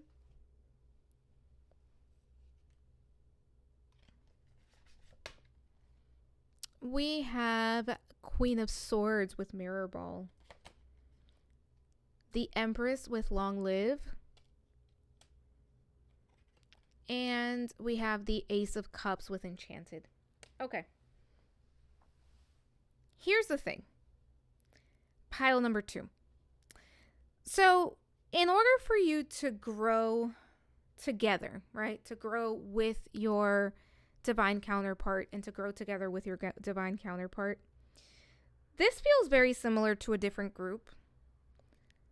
At least this part of the message, not the whole reading, but this part of the message, where it's about you loving yourself, taking care of yourself, filling your own cup, honoring yourself, right? And what this really is reading like to me is, this is about you saying, I love myself enough, I'm going to fill my cup. I am going to learn how to take care of myself. I am going to learn how to set boundaries for myself. I am going to honor my body, my what makes me beautiful, my truth. I am going to honor my journey. And as I do that, I allow myself to grow together with my divine counterpart. And this isn't about doing it in a selfish way, right? This is about you knowing, trusting that your divine counterpart is out there and that your divine counterpart is meant to connect with you, and that this person is not going to not connect with you because you take care of yourself first, because you do what's right for you. And this is about you, even for those of you that know who this person is, saying, even though I care about you, right? Even though I love you, I also have to love myself enough to do what's right for me. And again, this is a pile where unless the other person is coming in correct, don't give them your energy. And a big thing for this group, for my pile number 2s, is finding balance between your heart and your mind, your intuition and your discernment, right? Because I think that for you, pile number 2, you tend to look at the best in people. You tend to see the potential that lies within someone. And that can really get in the way of seeing them for who they are in this very moment.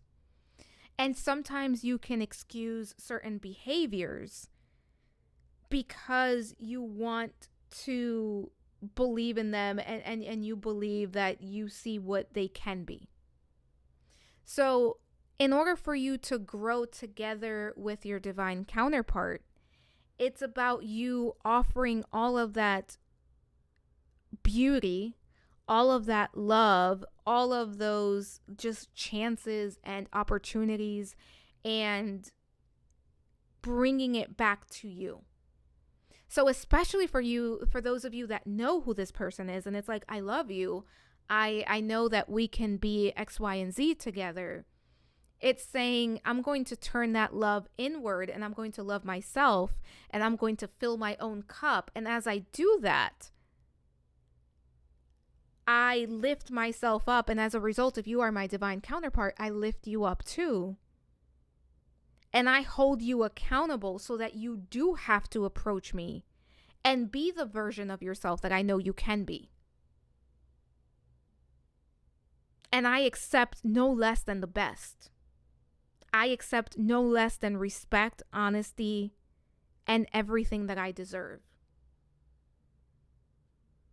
And for some of you, that may seem counterintuitive, but that's how you grow with this person. And for those of you who don't know who this is, the same message applies. I love myself, that I know that I'm not going to let anyone waste my time. I know I'm not going to let anyone disrespect me. I know I'm not going to allow X, Y, and Z. And as a result, you create space and you lift up your vibration so that you can connect with your divine counterpart. Let's take a look at how to strengthen the bond. And just like the previous one, you don't have to know who this person is in order to strengthen the bond to them. So for my pile number 2s, how can my pile number 2s strengthen their bond to their divine counterpart?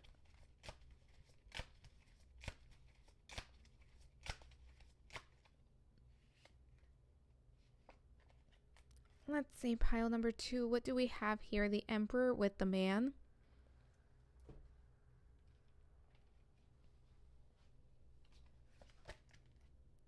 We have the Hierophant with Should Have Said No. We have the Four of Swords with Cornelia Street.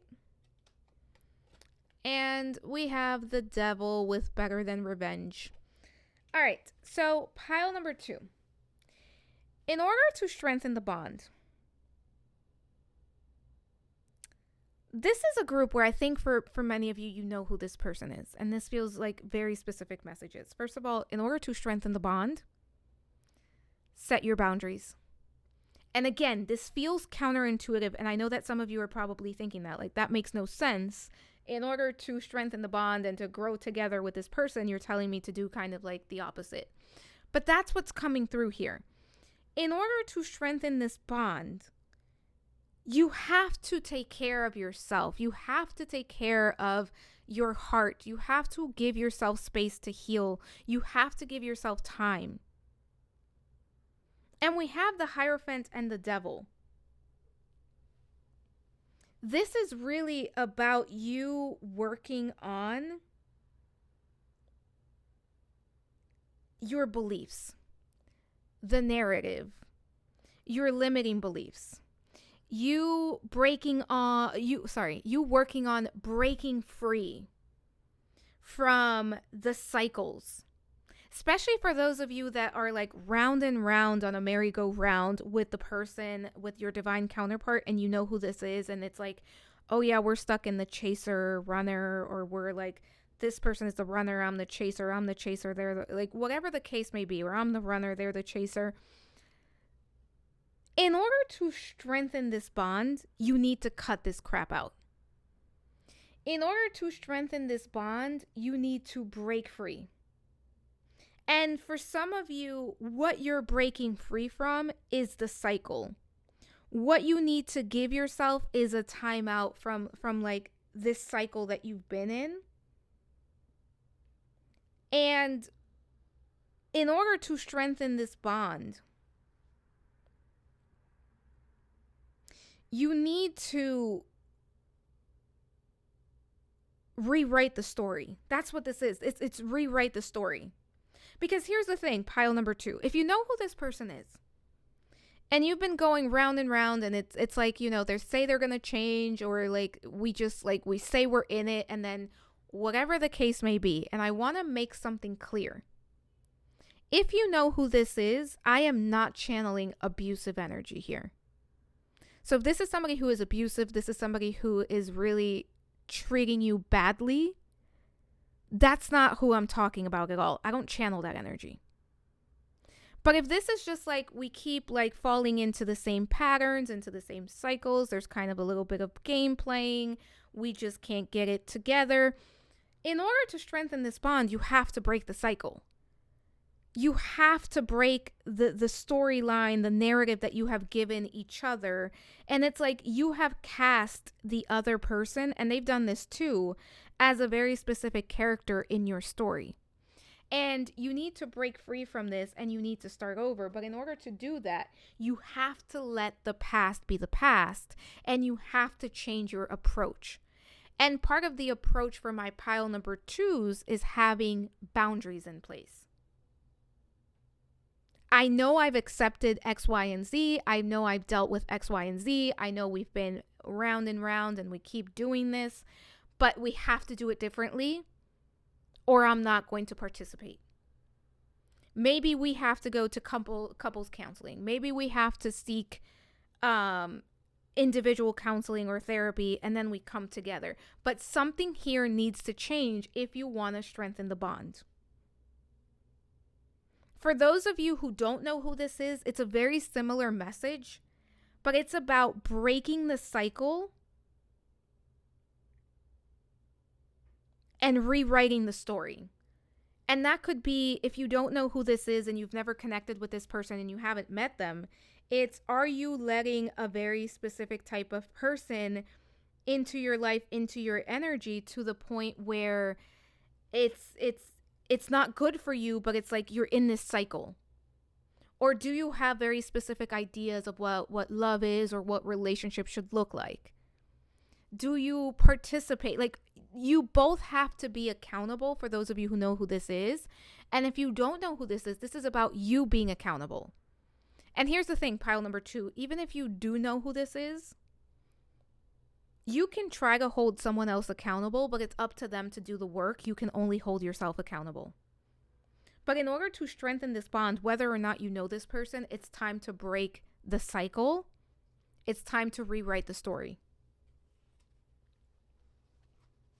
And for some of you, it's tearing down what you knew about relationships or what you thought you wanted in relationships, and really sitting with yourself and saying, is this what I want? Is this what I need? If not, what do I do? And what do I really need? And how do I rewrite this?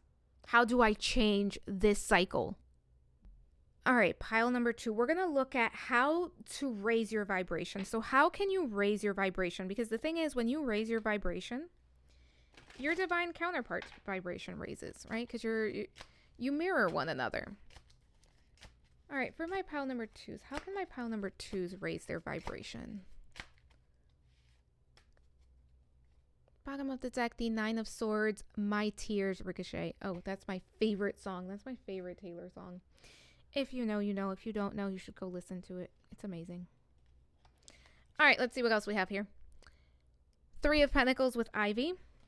And we have the Death card with All Too Well, 10-minute version. Another one of my favorites. Okay, pile number 2. In order to raise your vibration, first and foremost, you need to make peace with the past. You need to let go of certain ideas, certain people, certain situations. More specifically, because we are talking about divine counterparts, and this is a divine counterpart reading, and because I feel some of you know who this is. In order to raise your vibration, you may have to make peace with the version of you and your divine counterpart that is in the past, or the relationship that you had in the past, the connection that you had in the past. This is about, I understand why certain things happened, or maybe I don't even understand, but I accept that they happened, and I make peace with them. But this is about ending a cycle, letting go of the past and allowing it to be what it needs to be, and feeling the feelings that come with that, feeling the anxiety, the sadness, the grief, the disillusion, the joy, the happiness, the laughter, all of it, right? But we did have the 9 of Swords down here, so I do think really feeling into just, I can't believe things turned out this way. I can't believe X, Y, and Z didn't happen in the way that I wanted it to happen. There's really a need to transform energy by allowing the energy, by accepting it as it is. And when you accept something, it's not because you're happy or you're excited about it or you're glad it happened, but it's just the understanding that I know I can't change this, and I know that this is the reality. And there is power in saying, this is what this is, or this is what this was, and I accept it. And I know going forward that I will not deal with something like this because I've learned from it. Or I accept it and now I can change it. But for you, pile number 2, in order to raise your vibration, this is about owning your autonomy and really allowing a rebirth here to happen, really letting this go. And I think there's been a level of gaslighting in your life, pile number 2, and I don't necessarily know if this was from your divine counterpart or someone else, or sometimes we can gaslight ourselves into thinking that something wasn't what we know we experienced. And this is really about sitting with the truth and sitting with what is and making peace with it. And also, for some of you, this is really about spending time with your loved ones, spending time with the people that you love and the people that love you back. Like, this could be a perfect time to schedule a outing with like your friends, with your group of friends, or with like somebody that you trust and love, like a sibling, a family member, and really spending time with other people, I think could also be very helpful in raising your vibration. For some of you, like joining a group or maybe like starting a new hobby could also be very helpful in raising your vibration at this time. Pile number 3. Let's see what else we have next. I have to turn the page and my notebook is like, okay. So what is being mirrored back to you? For some of you, this is going to be mirrored back to you by your twin or your divine counterpart. For others of you, this is just like it could be like a friend, it could be a situation, but what is being mirrored back to you?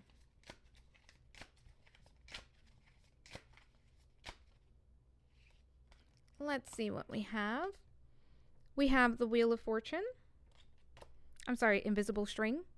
And then we have the Queen of Pentacles with Soon You'll Get Better. And bottom of the deck, the Magician with Mastermind.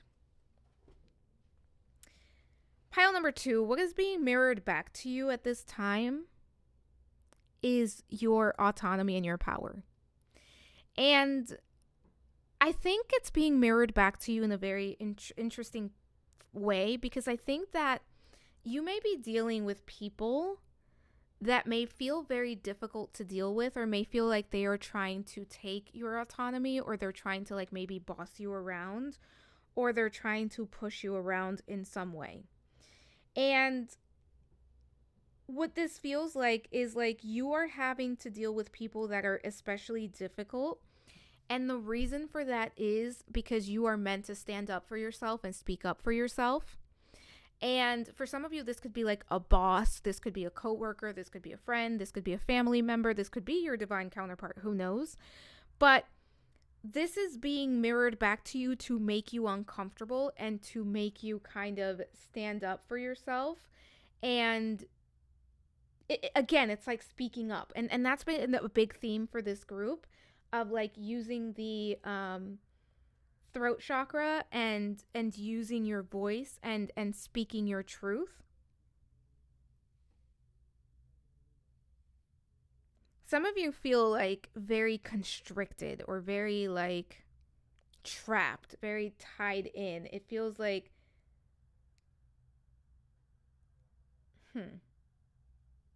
it just feels like your power is being taken from you, or your power, your autonomy is being challenged. That is being mirrored to you, so that you see that you do have your power, your autonomy, and that you have the ability to create change, and you have the skill set to create what it is that you need to.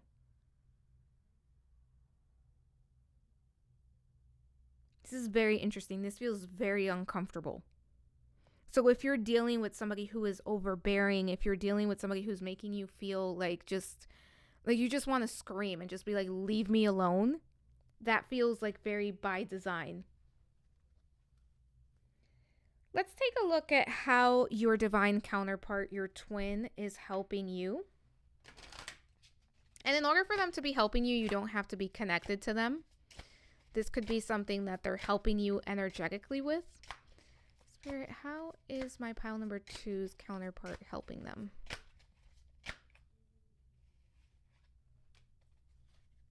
Let's see what we have. Bottom of the deck, the 2 of Wands, blank space. That is a funny card. They're pushing you out of your comfort zone. Pile number 2, Queen of Wands, new romantics. 5 of Wands, bad blood. Yeah, they are pushing you out of your comfort zone. And Knight of Swords, this is why we can't have nice things. Pile number 2, your divine counterpart is really helping you by, it really feels like, because this is the first card that really is standing out to me the most. And I'm actually going to keep it. No, I'm not going to keep it out in case it wants to come back out. But it really feels like this. And you know what? I'm going to show you what was underneath that. 2 of Wands with the 8 of Cups with August being there. It really feels like your divine counterpart is helping you by making you feel uncomfortable, by making you feel like you need to break free, and also by making you feel like you need to choose yourself. Now, for those of you that know who this person is, this could very well be by design, in the sense of, you know, this person, you were in a connection, you're in separation, you're in a situationship with them, and you just feel like, you know what, I need to choose myself. I need to do what's right for me because I'm feeling challenged, and I need to stand up for myself, and I need to be independent. I need to go on my own path and really stand up for myself and live my best life, and leave this person behind because they're not in a place where they can keep up with me. For those of you that don't know this person, this could very well be in a sense of like, this person hasn't come into your life yet because you're meant to go through this experience of like figuring out what is no longer working for you and choosing yourself, loving yourself enough to put yourself first. And for my pile number 2s, with this 5 of Wands being here, some of you are going from like having to like comparing yourself to other people, or feeling like, you know, what are other people doing, or maybe I like look at how that person looks, or look at how that person carries themselves. And what you are doing is you are breaking free, and you are it's like you are breaking free with this Queen of Wands and this 5 of Wands, and going on your own path without feeling like you have to fit the mold that other people have set, or you have to compare yourself to other people. So for some of you, this is coming as a result of like a connection, a physical connection that you've had with this person, and choices that you've had to make. And for others of you, this is more on the 5D, that your counterpart is helping you deal with these things as they come up, with these situations, with these lessons as they come up. Let's look at how you are helping your counterpart at this time.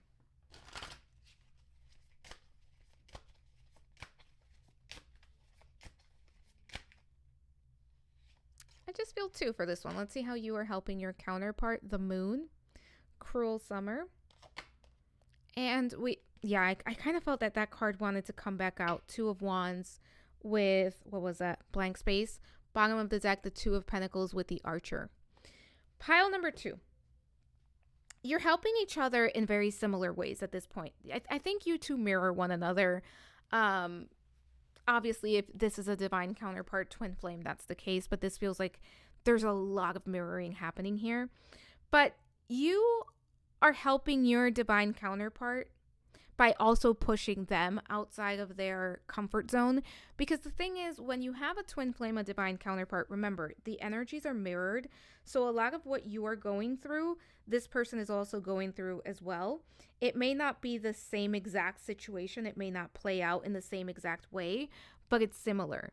And as you do the shadow work, as you embrace your shadow self, as you become more independent and you stand up for yourself and you do what's right for you and you pave your own way and you go on your own adventures, this person is also forced to step out of their comfort zone as well and do the same thing for themselves. But there is shadow work that you are doing. You are integrating your shadow self that is really, really helping your divine counterpart. Pile number 2. Let's take a look at what we have for you. So we have some additional cards that these are pre-shuffled. Let's see what we have. First one that we have is magnetic connection. This is a very strong pull and intensity that there is a very strong pull and intensity that draws you to this person.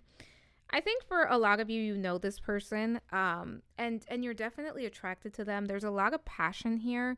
There's a lot of chemistry here. If you don't know this person, you can still feel their connection. You can still feel them around your energy field. Different paths. You are not on the same page with the person you have in mind. The directions you want to move into are different. For those of you that know who this person is, there could be a level of separation. There could be a level of no contact happening here. And it could just be that at this point in time, you're not on the same path. You're not on the same page. And that is okay. One thing that I also want to give a clear reminder on is just because somebody is your divine counterpart or your twin flame doesn't mean that that has to be your, like, that doesn't have to be your life partner. Everyone also has soulmates, and one of those soulmates could be a life partner for those of you that choose not to go down this road. Because I do think for some of you, there is kind of like a pathway where both of you kind of go your separate ways and then come back together at some point. And I don't think that everybody is open to that. And if you're not, that's okay. Let's take a look at this one, which is redirect your thoughts. Focus on what you want to attract in this relationship, not on what you fear will happen. So being careful with the stories, the narrative, because we've gotten a lot of that, right? Just what are the cycles? What are the stories I'm telling myself? What do I think is possible here? How do I break free from what is familiar, especially for those of you who know who this is and who've kind of been in this like dance with this person? Also, redirect your thoughts on what you can control. Pile number 2, for those of you that are in separation with this person, try not to obsess over what they're doing, because the more you focus on yourself, and I know this is cliche, I know this is annoying, but the more you focus on yourself, the more helpful it is to both of you. Let's take a look at what else we have. We have 3 messages of love. Wow. Okay, so we have different paths and different pages. You and this person don't share the same vision, and this is like very right now energy. So right now, as I'm doing the reading, as you're watching this, because this is timeless. So whenever you're watching this, that's when this applies. This is if right now you are not on the same page, do what you need to do for yourself. Pile number 2, choose yourself. This person can catch up to you. Don't bend over backwards for someone who is not on the same page as you. What you are learning is boundaries. And again, I just want to say this. If you don't want to play the game and you don't want to wait for this person, you can always choose that you're not going to, and there are soulmates available to you. Then we have longing. Somebody is secretly yearning for you. But again, the connection is there. The love is there. And for some of you, you feel the pull. You feel this person's energy. Support, lean on your inner circle at this time. And one of the things that you could do to raise your vibration was the 3 of Pentacles. Lean on your circle. Lean on your people. And for those of you that are like, listen, I don't even have people. Find your people. Trust me. You are wonderful. You are beautiful. There is community out there for you. Let's look at what we have as far as twin flame. Beliefs. Similar or clashing belief systems can bring you together or keep you apart. The grammar in these cards sometimes. Pile number 2. I think this is about, because this has come up a lot. Your belief system, the narrative, the storyline that you're telling yourself, the storyline that you're continuing to play out. It's time to look at the belief systems. It's time to look at the narrative. It's time to look at the limiting beliefs and look at what is ready to be released. Then we have outcome, results, conclusion, ending. You will get a resolution. So just know that there is going to be, first of all, closure is not something that is given to you. Closure is something that you create for yourself. And whenever you are ready to create that, you will, and you can, and you absolutely have every right to. But with this outcome card here, you will get a resolution. You will know what to do. You will know how to deal with this. And I think for most of you in this pile, you know who this person is. If you don't know who this person is and you're still listening to this, it's time to look at the belief systems, because that's what's going to lead you to welcoming in your divine counterpart. And for those of you that don't want a counterpart relationship, because they can be very difficult, it's a connection where there's a lot that continuously comes up for healing. There's a lot that continuously has to be worked through, which is true for any relationship. But with a counterpart, it's more intense. You can always decide that you want to connect with a soulmate and seek that out. Then we have free will, choices, decisions, contact, inaction, actions cannot be forced. Both of you have free will. What happens here is going to be up to both parties. Also, as a reminder, pile number 2, they cannot force you. You cannot force them. And anytime that you are trying to act from a place of fear, think about the other person's free will and think about that action cannot be forced. And right now, it is okay for both of you to take a step back. And I think that that's what's happening for most of you. We've taken a step back. Then we have regret, remorse, life regrets, loss, start making empowered choices. And I think there's regret here, probably on both sides. But I also think pile number 2, again, it's time to empower yourself. It's time to break the cycle and make choices from a place of empowerment. And it's time to take accountability. And unfortunately, we cannot force the other person to take accountability, but we can do that for ourselves. And I think there has been loss here, whether it's the loss of a divine counterpart or whether it's just like going through difficult relationships and connections. And going back to the beliefs and going back to the narrative and to the story is going to be so important moving forward. But I do think there is regret here, especially from the other person. I don't necessarily think it's so much from the viewer side, because I think it was the other person, but they still have free will. Let's take a look at final messages, and these are for you, pile number 2. Yeah, look at this. Stop the cycle. It's the only way to discover who you are. There's a cycle. There's a pattern that needs to be stopped. You matter. Don't give your power away. Yeah. Yeah. Don't give your power away to anyone. I don't care if it's a counterpart or not. Don't give your power away. Let's see what else we have here. This is a karmic partner. So here's the thing. Pile number 2. This is something I learned not that long, probably a few years ago, but it was a few years after I started to learn about divine counterparts and twin flames. A counterpart, a twin flame, can also be a karmic partner, meaning that even though that person is a twin flame or a divine counterpart, whatever label you want to give them, they can also be a karmic partner in the sense of you have karma that you have to clear with this person, which can make some divine counterpart connections even harder to deal with. And in your case, there's a lot of karma that you are both working through.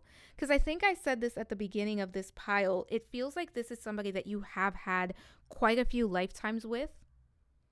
And because you are clearing some karma with this person, it makes the connection a little harder, and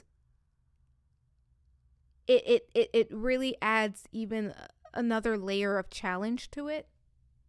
So just know, because I think for some of you, you may be going between like, man, is this like my counterpart or is this a karmic? And like you may kind of like go back and forth. They're both. There's layers to this. There's layers to this, and they're both. And there's free will here. So what happens is up to you and the other person, and you cannot force them. You cannot do the work for them. You can do the work for yourself and it can help them grow, but you cannot do the work for them. Pile number 2, that is what I have for you. Claim this one in the comments. I am independent, loving, and kind. Actually, no. You know what? For my pile number 2s, I experience joy. I experience joy and happiness. I create joy and happiness, because that's the thing. You create joy and happiness. You have the autonomy. You have the power. And most importantly, you deserve it. You've earned it. You don't even have to earn it, but you've earned it. I create joy and happiness. Pile number 2. Because what happens here, I don't think this one has like an ending that's already written in the stars, if you will. I don't think most things do. But regardless of what happens here, you are so strong. You are beautiful. And you deserve the best. Pile number 2, don't forget to like, subscribe, hit the notification bell, all the things that YouTube loves and that would help me and the channel so much.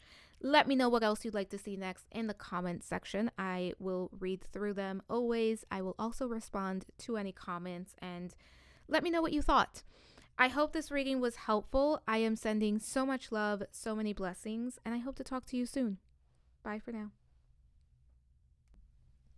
Hello, pile number 3. Welcome to your reading. This is going to be your reading if you were drawn to the Lover's card from the Light Seer's Tarot deck. I'm going to place that right over there. As a reminder, this is a general reading. Take what resonates, leave the rest behind. You know yourself best. If it does not fit, do not force it to fit.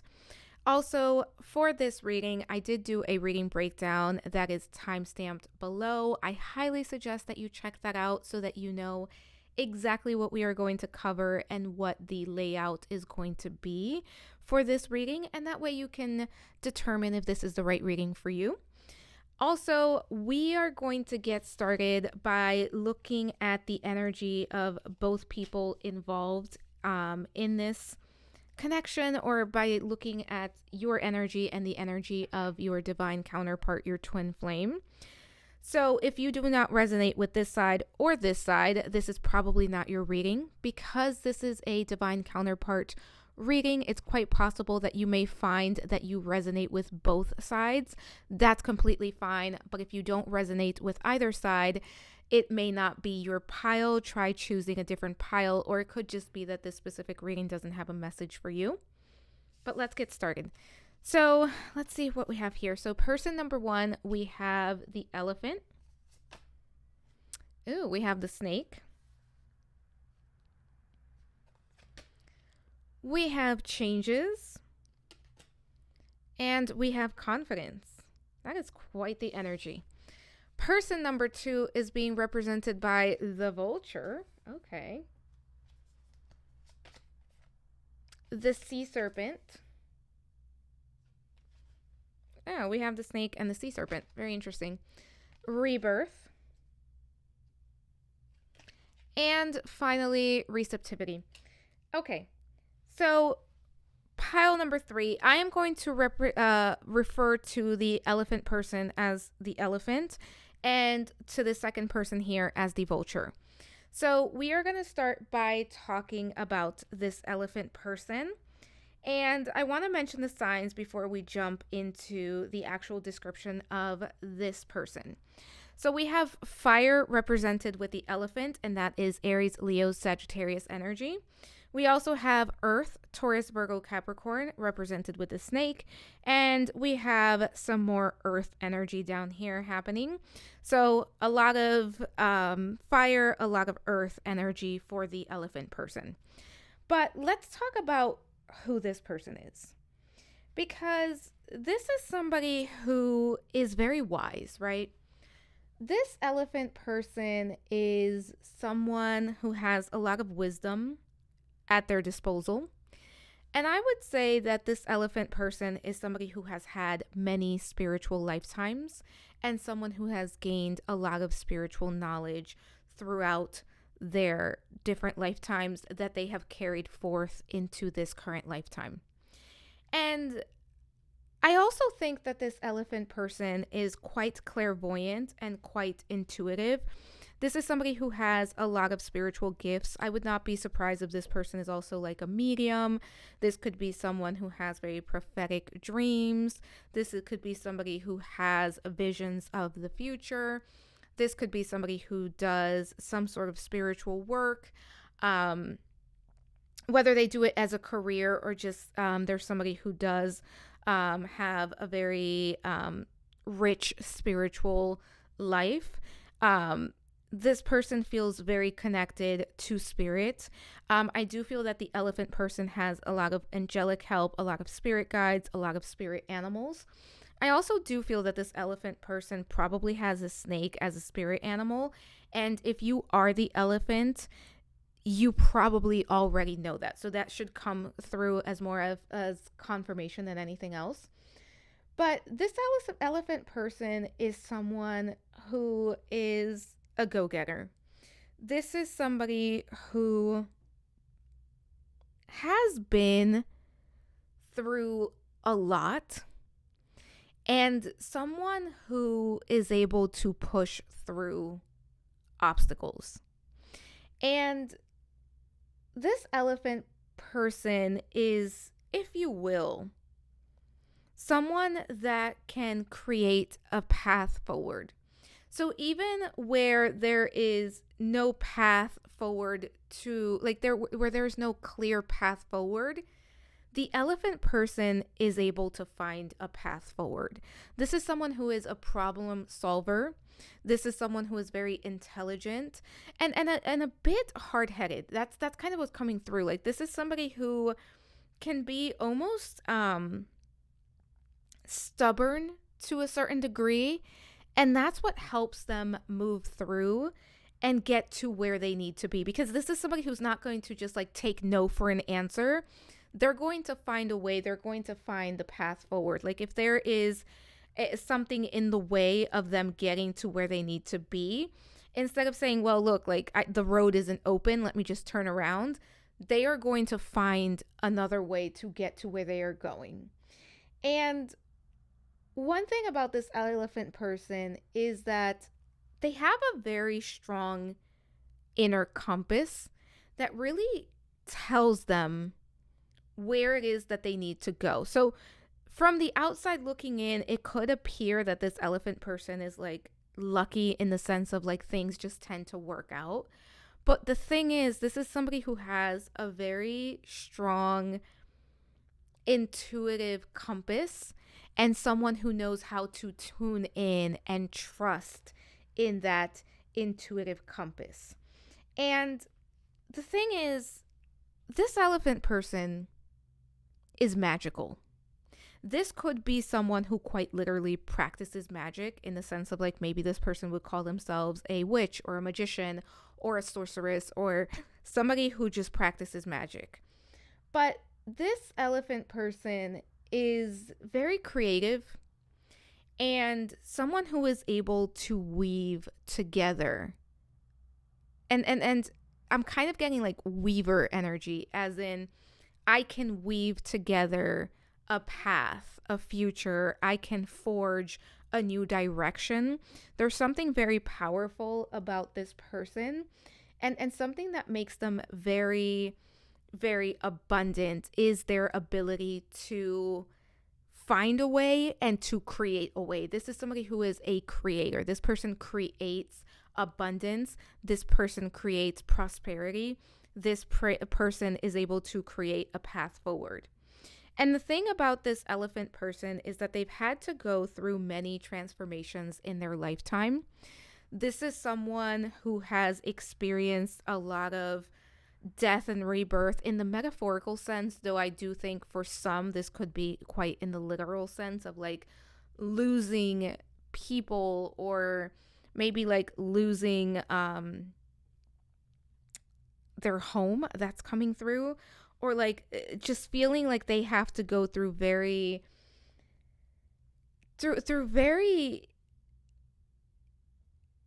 unexpected transformations in their life. And this is somebody that, because of all of the adversity that they've dealt with, and because of all of the unexpectedness that they've, like the unexpected nature of the way things happen to them, they've kind of learned how to surrender and how to go with the flow. And this elephant person is quite good at reading energies, reading people, and reading patterns. So this is somebody who can instinctively know when it's time to move on from something or when it's time to try something new. This really feels like somebody who really can read energy, and they can kind of pick up on trends. And like this elephant person would be amazing at like the stock market, because they're really able to kind of stay one step ahead I know that we talked about this and we said there's a lot of fire and there's a lot of earth energy here, but I'm also getting heavy Gemini energy for some of the elephant people. But this is somebody who has gone through a lot of spiritual transformation and somebody who has gone through at least two awakenings, is what I'm hearing here.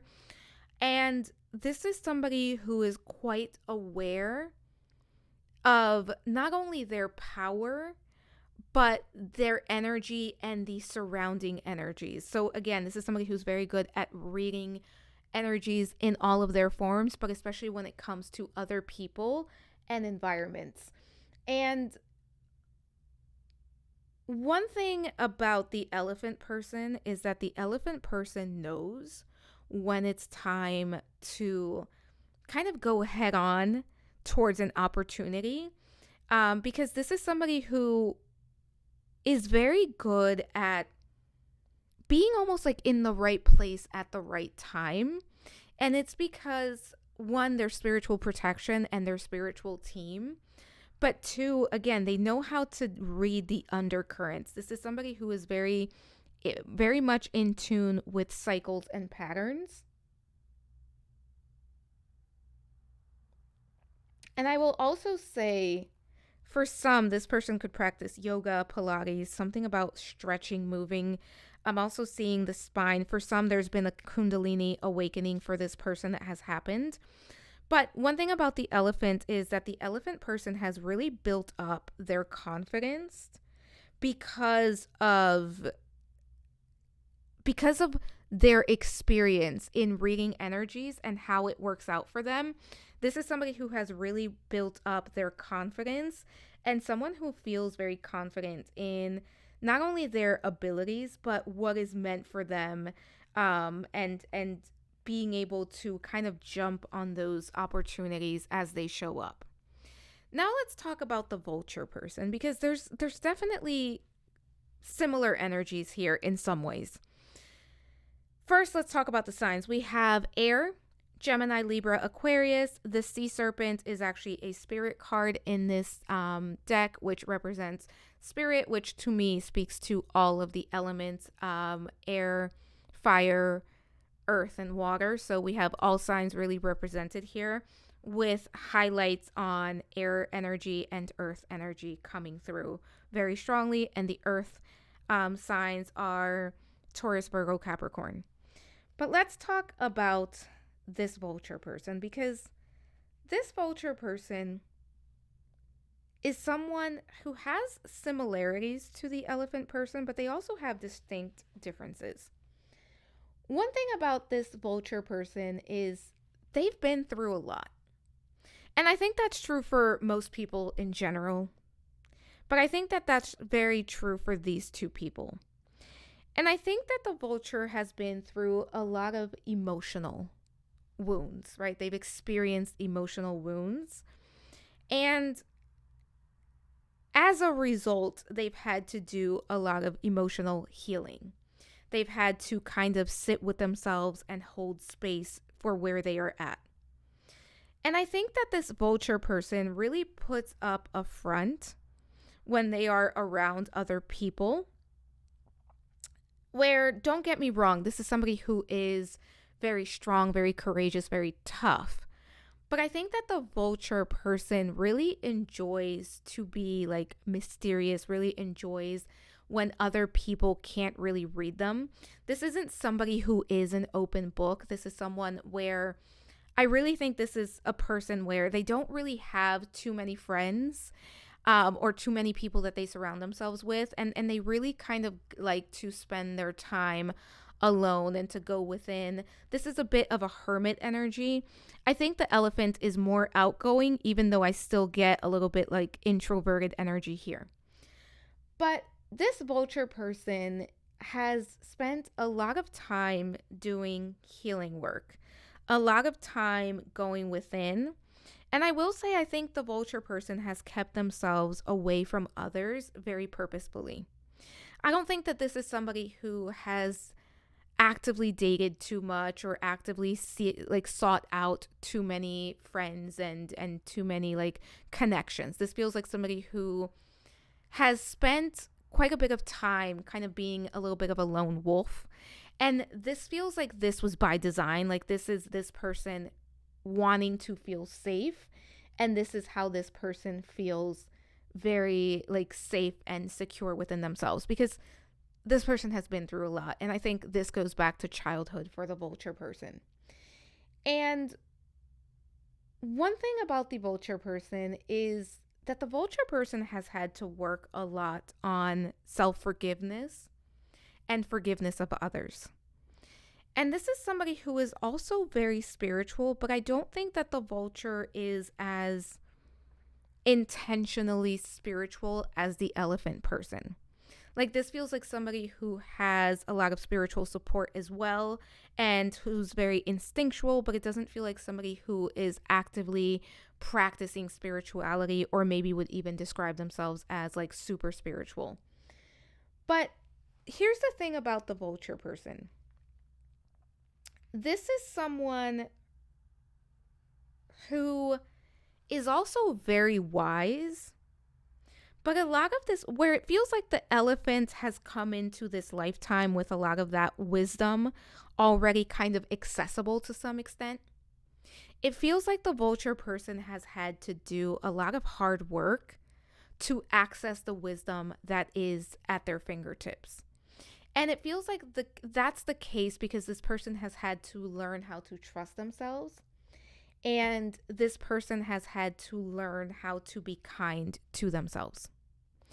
Because for the vulture person here, I think this is somebody that went through a period of time where they were kind of isolating and they were going through, this almost feels like I'm just brooding. I'm just going through I'm going within and I'm just like a little bit angry at the world. Like there's a little bit of an aggressive energy to this vulture person, which I think they've pretty much worked through. But I think for a while that's kind of the energy that they were in.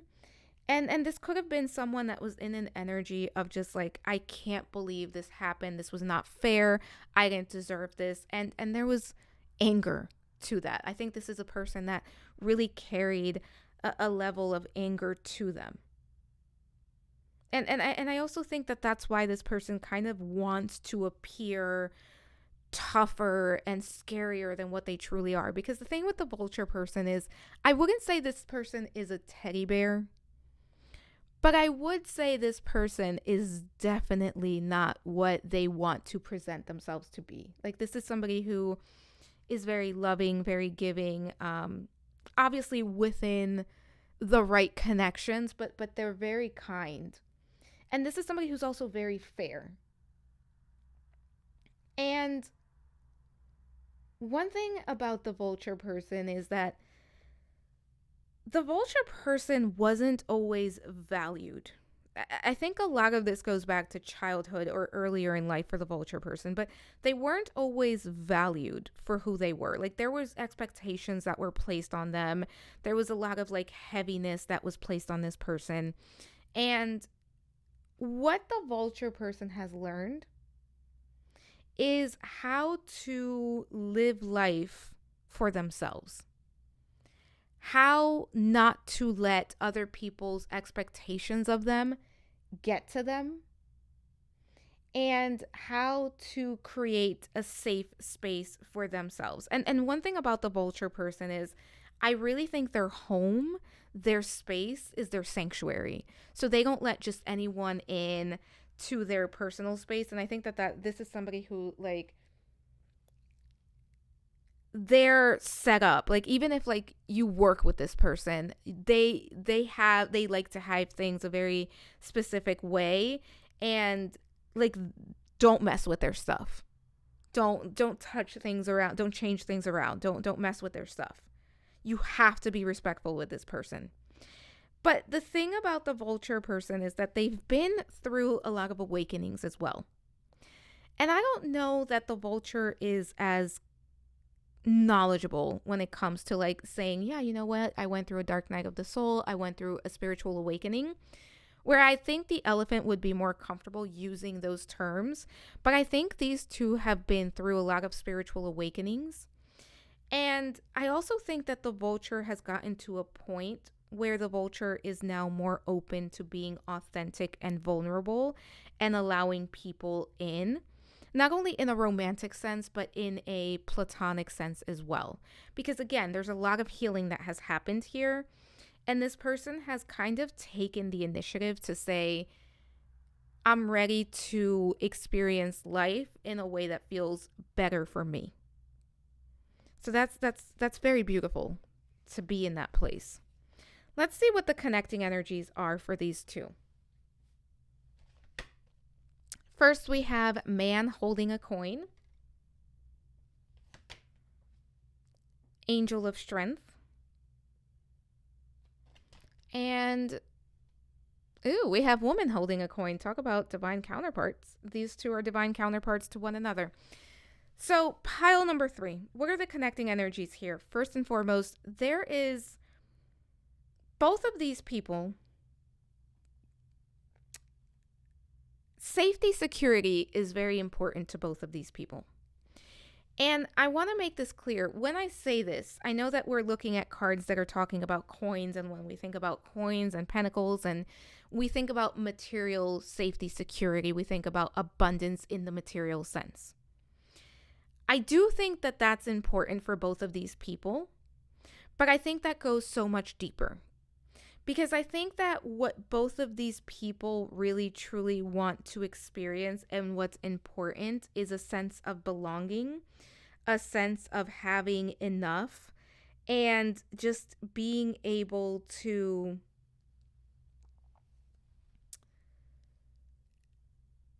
feel safe, to feel secure within within themselves, but also within their environment. And I do think to some degree that does involve, having enough financial security, because let's be honest, if you don't have financial security, it is very hard to feel safe and secure. It is very hard to experience a sense of having all that you need, right? But it's so much more than money. It's because you can have money and you can be in a place and surrounded by people that you do not feel safe and secure, you do not feel comfortable in. These two, it's very, very important for them to experience spaces, environments, connections where there is a sense of, I feel seen, I feel appreciated, I feel safe, I can be myself, I can show up as I am. And there is a lot of spiritual protection around these two. I would say Archangel Michael really protects these two and this connection. So for those of you that would be interested in like working with spiritual help, that could absolutely be an archangel that you kind of reach out to or work with for this and to do some healing work as well. But for my pile number 3s, the connecting energies here are courage, strength, safety, security, comfort. And that's something that both of these people need in order to feel like they belong, in order to feel good, in order to be in a place where they can thrive. And I know that that's true for a lot of people. Like, that's something very basic, but it feels especially important for these two. And I do think these are two people that can enjoy like the finer things in life, but there's a really like a sense of, the root chakra is very important in this group as well. But there's a sense of like, I need to have a place where I can go to and be myself and recharge and reconnect and just feel like I can hide from the world if I need to, especially for the vulture person. Let's take a look at the current situation here. So for this reading, I will be using Light Seer's Tarot, and I will be shuffling on camera for most of the reading.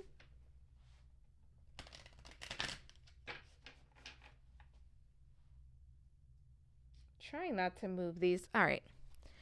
Pile number 3. Let's see what your current situation is. What is the current situation with pile number 3's divine counterpart? What's going on here? And I just want to say that for some of you, you may know who this is. For others of you, you may not. We will get messages in both cases. And we'll also read the energy and see what comes out. 10 of Swords, bottom of the deck. Let's see what else we have here as to the current situation.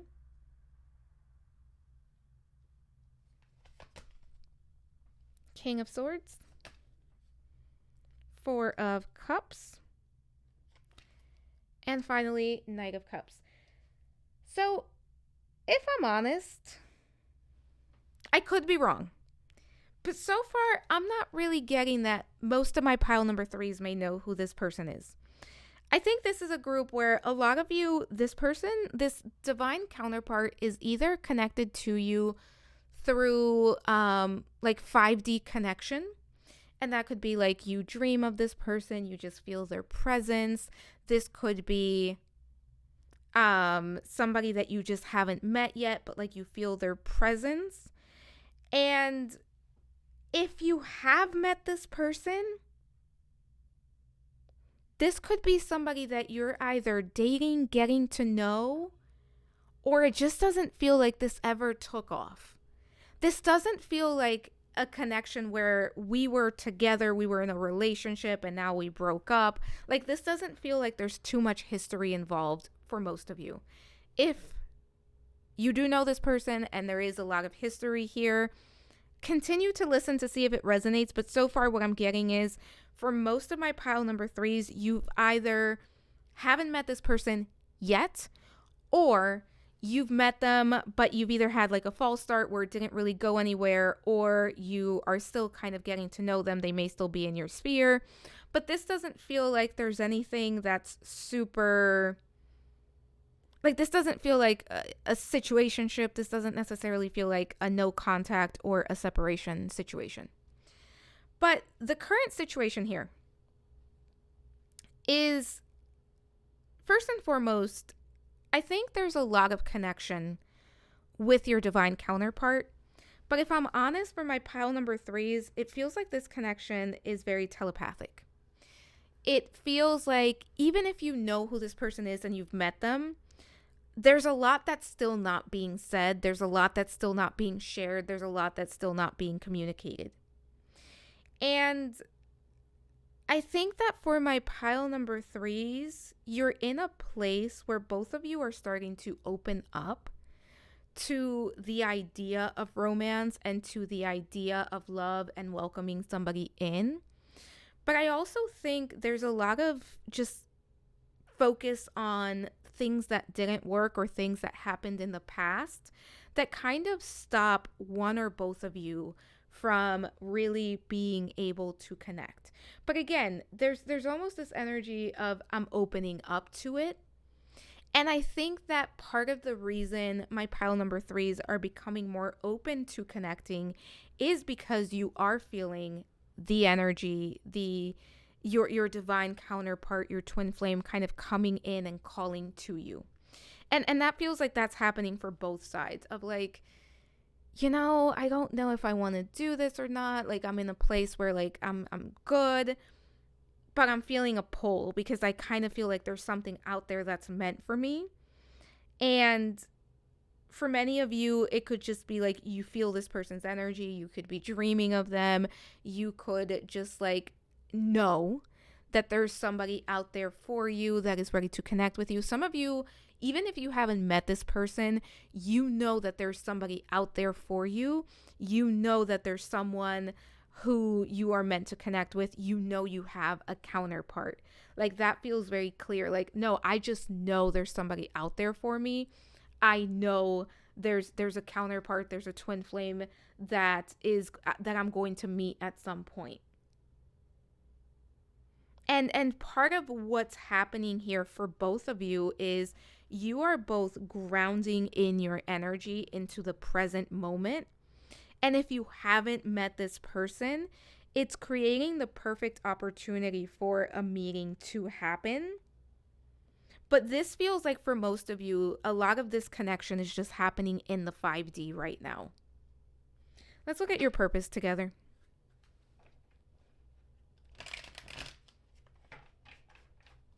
Pile number 3, let's look at your purpose together. What's your purpose with your divine counterpart?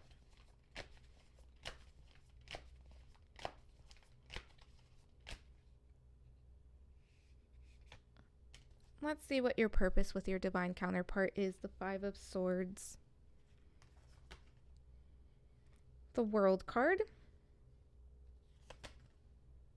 The 7 of Wands. And finally, the Hanged Man. Pile number 3. Sorry, that feels better. Pile number 3. Your purpose with this person. First and foremost, you are meant to create a safe space.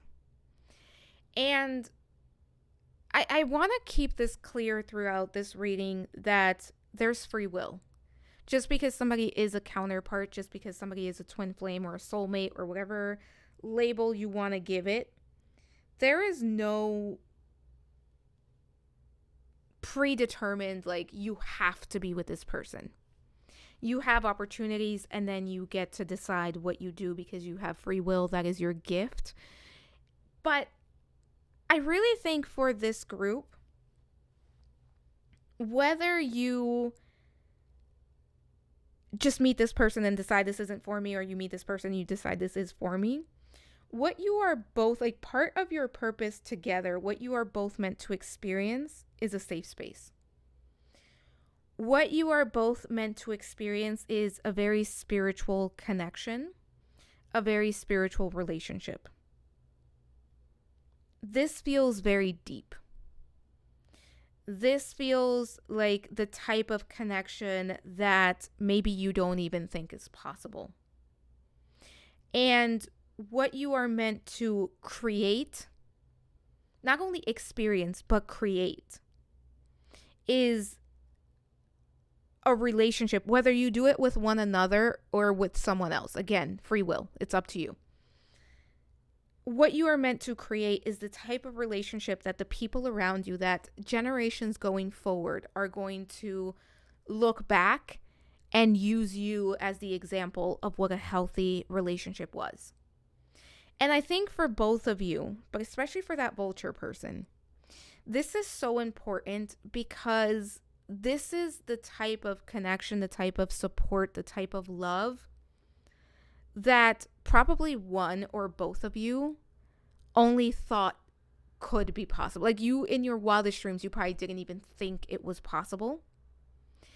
And what you are meant to do is rewrite the type of relationship that is going to exist in your ancestral line and for your descendants to look back on.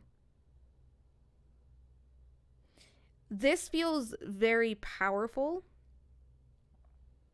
because in a way this is rewriting not only history but future, right?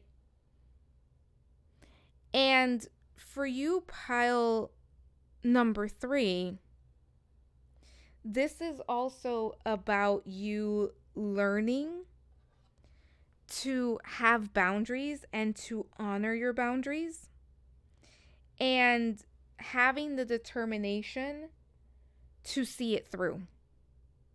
Because again, this feels very spiritual. This almost feels like not a lot of people have this type of connection, this type of bond.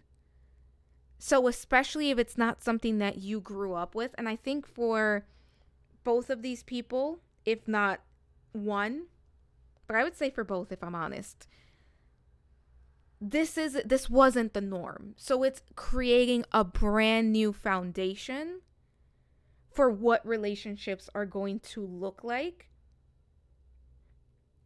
And as a result, the people around you, not only your descendants, not only people in your own family line, but the people that get to spend time with you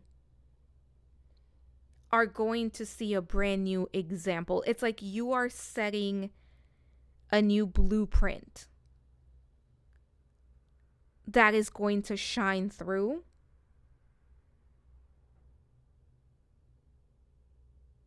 And this feels very very beautiful. Like there's a lot of admiration in this one.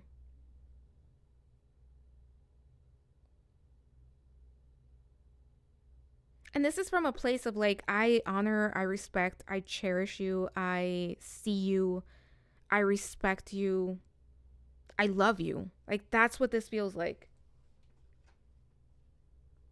And the thing is, because we had the 5 of Swords here at the bottom with the Eight of Pentacles, this isn't what either of you are used to, and it's going to take work. But it can be done. And I think for many of you, it will be done. Let's look at lessons. Any important lessons that need to be learned. And this is going to be for both.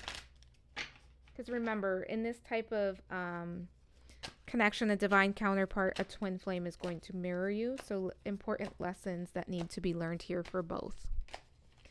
But obviously, we are focusing more on you, my viewer, because you're the one listening to this.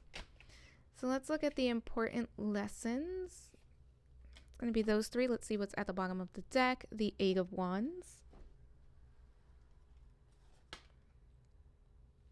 Ace of Wands. Ooh, we have 2 aces. Ace of Swords. King of Cups. So pile number 3. Important lessons that need to be learned here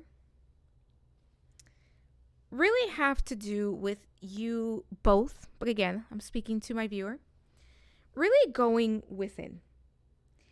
And we have the Ace of Swords and the Ace of Wands here. And we have the King of Cups, which we kind of have a little bit of everything represented. But with the Ace of Wands is all about potential, inspiration, optimism. Anytime we have the aces, they really speak to the potential, like the undeniable potential of that entire suit. And when we think about wands is all about creativity. It's all about passion. It's inspiration. It's spirituality. And swords is, clarity. It represents the mind. It represents wisdom.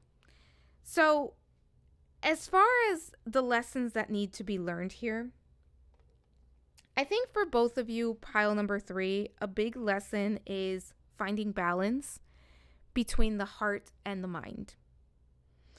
And I think it's very important for both of you to really realize and honor the fact that you are here to have a human experience.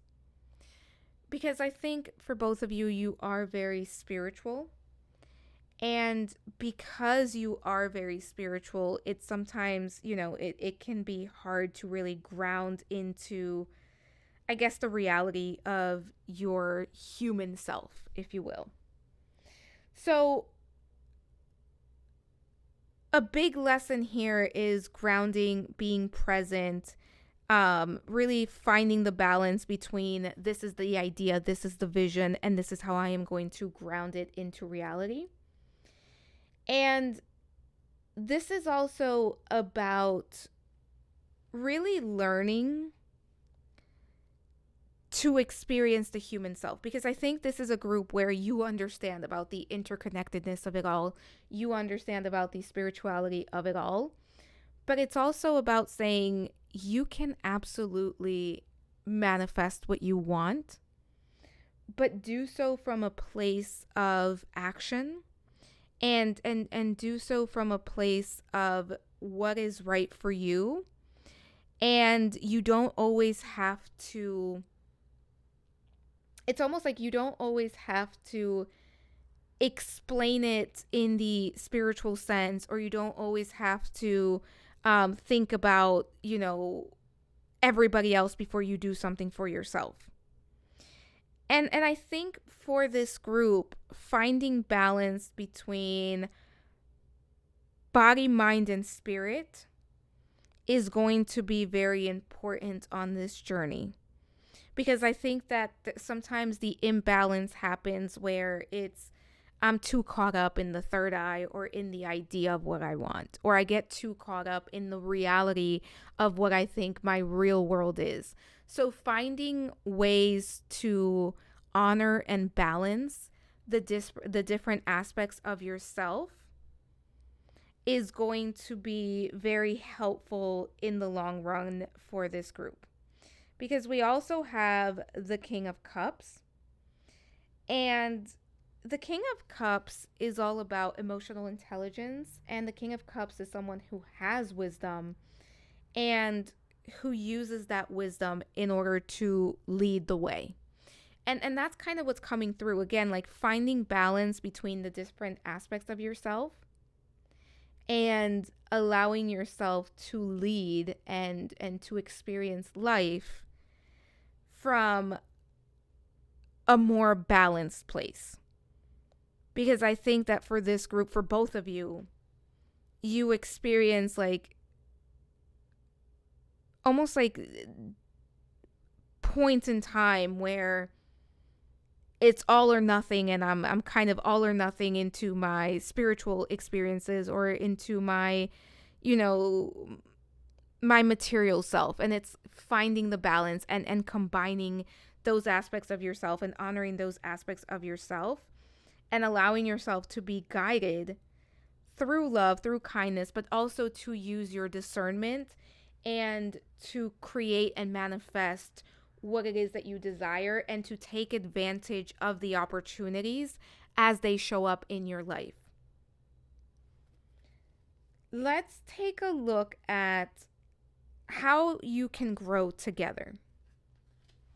And I want to say this, if you don't know this person, that was an awful shuffle.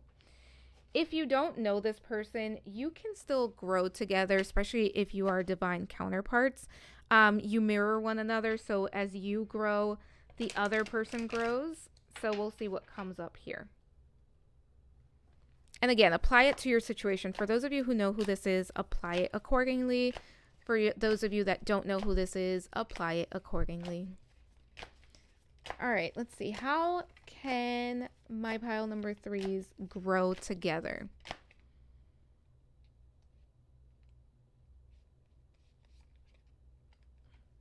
Sorry, I see like a highlight over the cards that I want, and sometimes it's hard to pick them out.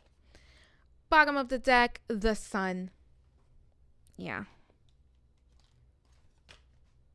We have the King of Pentacles. We have the Wheel. And we have the Magician. Okay, I love that. So, pile number 3. In order to grow together, and again, I think for many of my pile number 3s, you don't quite know who this is yet, or you are not necessarily, like you may be in the early stages, or this was something that just never took off, but like you may be aware of this person. But as far as growing together, this is a group where the more you focus on developing your skills and on manifesting what it is that you want, and the more you focus on creating change in your life, the more you grow towards this person.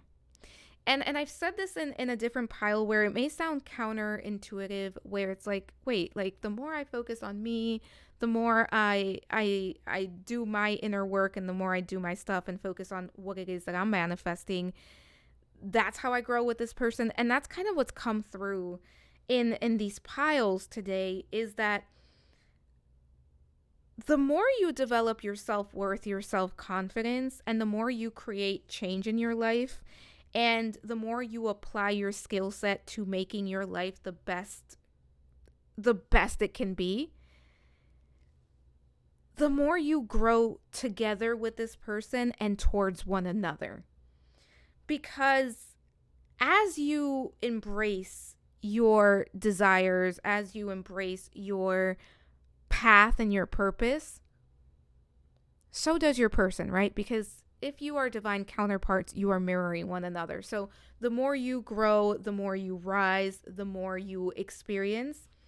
And we did have the sun card underneath here, and I actually want to show you this because we also had the 10 of Pentacles here. So the more you embrace your happiness, your joy, and what brings you fulfillment in life and satisfaction in life, the more you grow towards this person and the more you grow together. Whether you know them or not, it's like the more you focus on that, they can do that as well. And it's like your paths are going to cross, whether you know them already and it's like you're coming back together, or you've never met them and you're meeting for the first time. And I also want to say for this group, because this feels very, very spiritual, if you know that your divine counterpart isn't on, like, they aren't here necessarily, meaning like they are either like in spirit form, or they're just, it's not going to be possible for you to connect with them, because for some reason in this group, this is the only group I've gotten this with, where I think for a few of you, this may be somebody who is on the spirit side of things, like, and they're supporting you. Honor what you know, because this feels like a very spiritual journey. But the more you honor your path, your purpose, and your ideals, the closer you grow to this person, whether it's we physically come together, or it's this being, this soul is on the other side supporting me and cheering me on, because there's something very sweet, something very supportive about this group, where it's like there's just so much love and compassion and kindness in this connection between these two people, where it's like this other person is your cheerleader. This other person wants the best for you. And the more you grow, the closer you grow to this person, and the more you grow together, the more you expand. Let's take a look at how you strengthen the bond.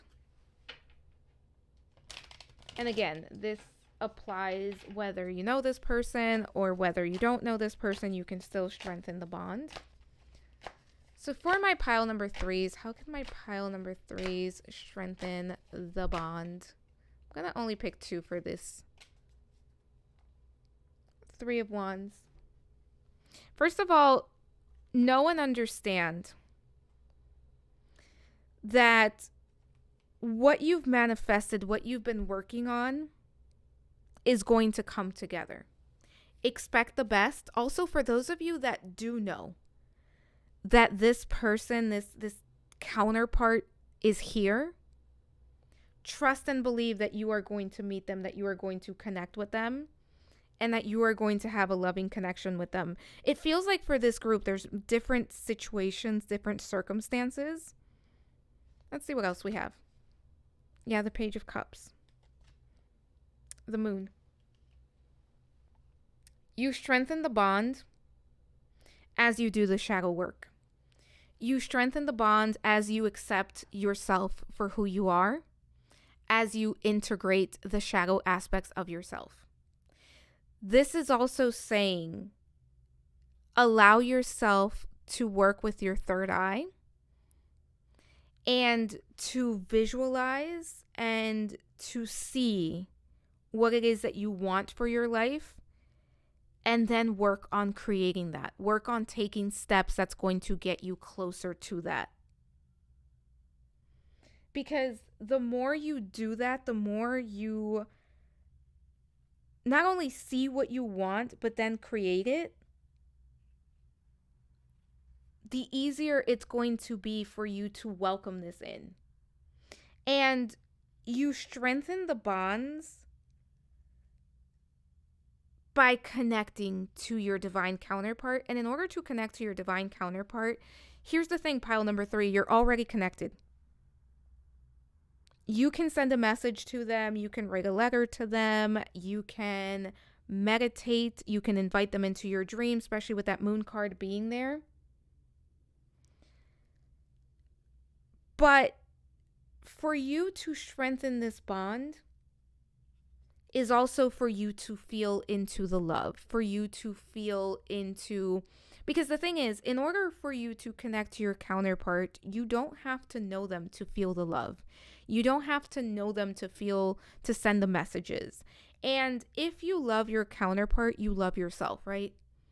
And the more you give love, respect, forgiveness, kindness, compassion, joy to yourself, that's equivalent to you sending it to your counterpart. So you strengthen your bond to your counterpart as you strengthen the bond to yourself. But for this group, there's shadow work here that the more you do some shadow work and the more you feel certain things that aren't really comfortable, and the more that you kind of go in and say, because the shadow aspect, I'm going to give you my idea of what the shadow aspect is or how I view it. It's the part of ourselves that we don't necessarily deem likable or acceptable. And in order to do shadow work, it's about integrating that part and bringing it in and working on accepting it. Does that mean that is the part of yourself that you love the most? No, not necessarily, right? Truth is that may not be the part that's going to be your favorite part of yourself, but it's about learning that, you know what, this is a part of myself though, and I honor, respect, and understand that this is a part of who I am. So as you work on those things, as you do those things, you strengthen the bond. Not only the bond, like as far as like maybe bringing this person in and connecting in the physical 3D, but the 5D bond is absolutely strengthened in that case. Let's look at how you can raise your vibration. So how can my pile number 3s raise their vibration?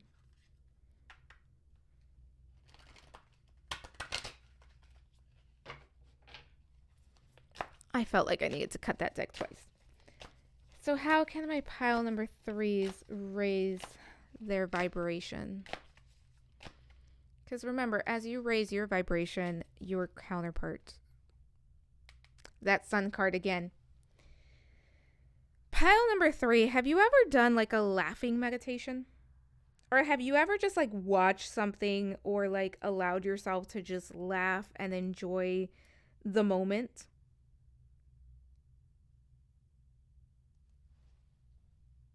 I think like a laughing meditation or like just going out maybe to like a comedy club or just like having just a good laugh could be so healing for you and could help you raise your vibration. There's also laughing meditations, I believe, where like, I think on YouTube you can probably search for it, where like somebody's just laughing or like, and you just allow yourself to laugh. And it can feel silly at first, but it can be very, very healing. Like a good belly laugh is coming through for my pile number 3s. Let's see what else we have here. The 9 of Wands. The Empress. Self-care. Pile number 3, things get very heavy for you. And you keep going. You're not going to give up. And that's amazing. That's great. But also, with this 9 of Wands being here, allow yourself to rest. That doesn't mean to give up. I'm not telling you that, right? Keep going, because there's a lot that you're a badass, pile number 3. But in order to raise your vibration, push past what feels heavy. Push past the responsibilities and create time for yourself. Self-care, self-love. For some of you, a spiritual bath could be very helpful. For others of you, a gratitude practice, spending time with loved ones, really leaning into your circle. Pile number 3, it is absolutely okay to say, I just need support. It is absolutely okay to say, like, I just need somebody to lean on. I just need somebody to hear me out. This is about you doing what's right for you. And for some of you, this could even be like a creative hobby or like a creative pursuit. But you raise your vibration by doing something lighthearted.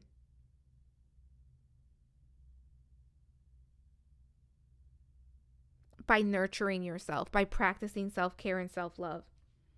And self-care, self-love is sometimes telling yourself, you know what, go to bed. It's late, you need sleep. You know what, have this glass of water, eat something that is going to be nourishing.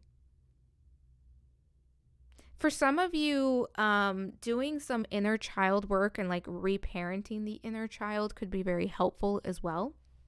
Only take that if it resonates, because that's very specific and it's not going to be for everyone who chose this pile.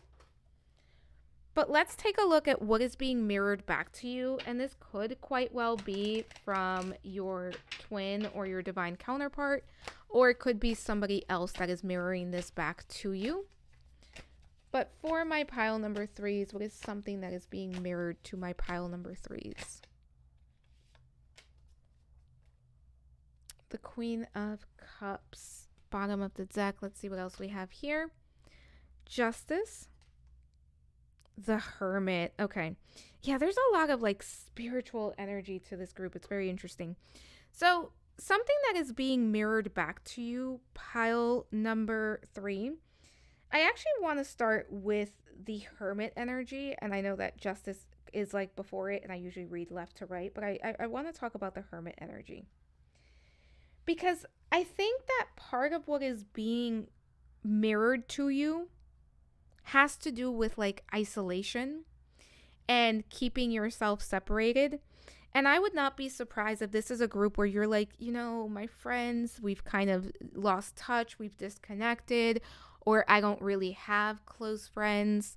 I don't really have people that I can count on. This is being mirrored back to you. And this is being mirrored back to you because you are ready to connect. One big theme for my pile number 3s is you are ready to connect. And I think that whether you are the elephant or the vulture, that can be quite scary. And I also think that these are two people that have kind of gone a little bit into this hermit mode. And there may almost be this energy of like, but I'm like the black sheep of the family, or like, it's very hard for me to make friends. Like there may be some sort of story, some sort of narrative here. And it feels very karmic in nature, and something that is ready to be released. Something that is ready to be transmuted as well, like transformed into a different experience. But I think what's being really mirrored back to you is like that feeling of isolation and loneliness and not belonging. And you are ready to connect. You are ready to experience connection. And I think that that's true for both of you. But there may be like logistical, how do I do this? Or like, do I reach out to these people? Or what, like, there may be busy. Because I almost get this, like, I have to be self-sufficient. I can't really rely on anyone. Or there's like no one for me to rely on.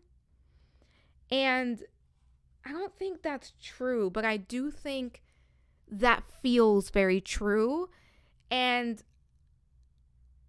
if you don't have people that you can reach out to, you can absolutely connect with new people. But I think for most of you, there are people that you can connect with that have been waiting to hear from you, that have been giving you space because they think that that's what you want. Take that one as it resonates. I want to take a look at how is your twin or your divine counterpart helping you. So like, how is this person helping you? And again, you don't have to know who this is in order for them to help you. So they could be energetically helping you. They could be like quite literally helping you in your 3D reality. Let's see what we get here.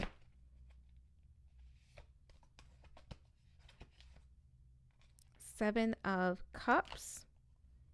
Ooh, Six of Cups. This group is getting a lot of like cards, like the 6 and the 7, the 8 and the 9, 3 of Swords. Okay.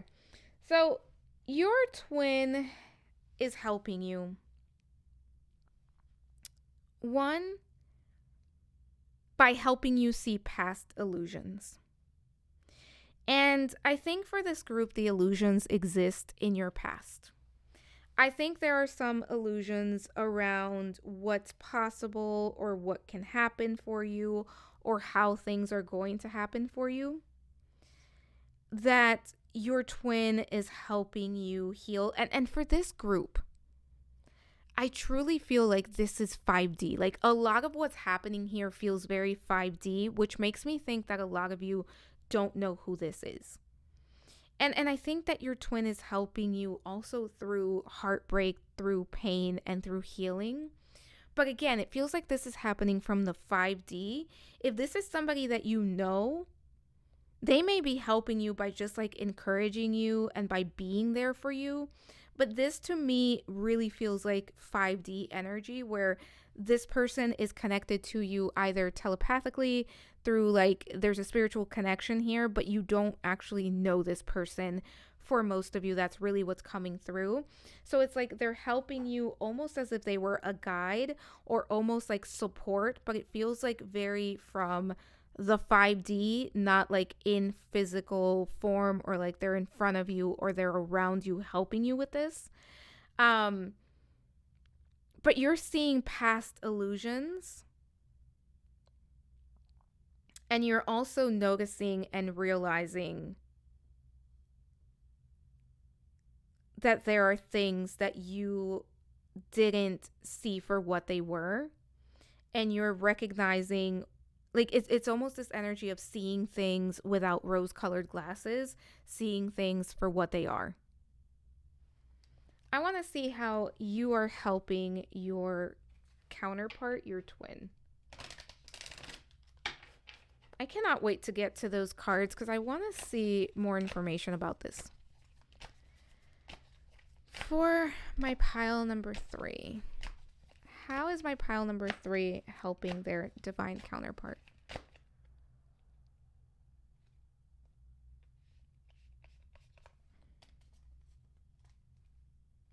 Temperance. That 7 of Swords. Strength card. It's very interesting. I said how your divine counterpart was helping you. I said removing rose-colored glasses and seeing things for what they are. This 7 of Swords to me is the card of like, it is what it is. I am going to see things for what they are. And instead of seeing things for what I wish they were, I'm going to remove the rose-colored glasses and I am going to stop deceiving myself and see things for what they are.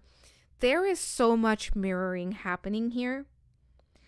And I don't think that most of you know who this is, but pile number 3, you are helping your divine counterpart by offering love and support. And what they are working on is seeing life for what it is.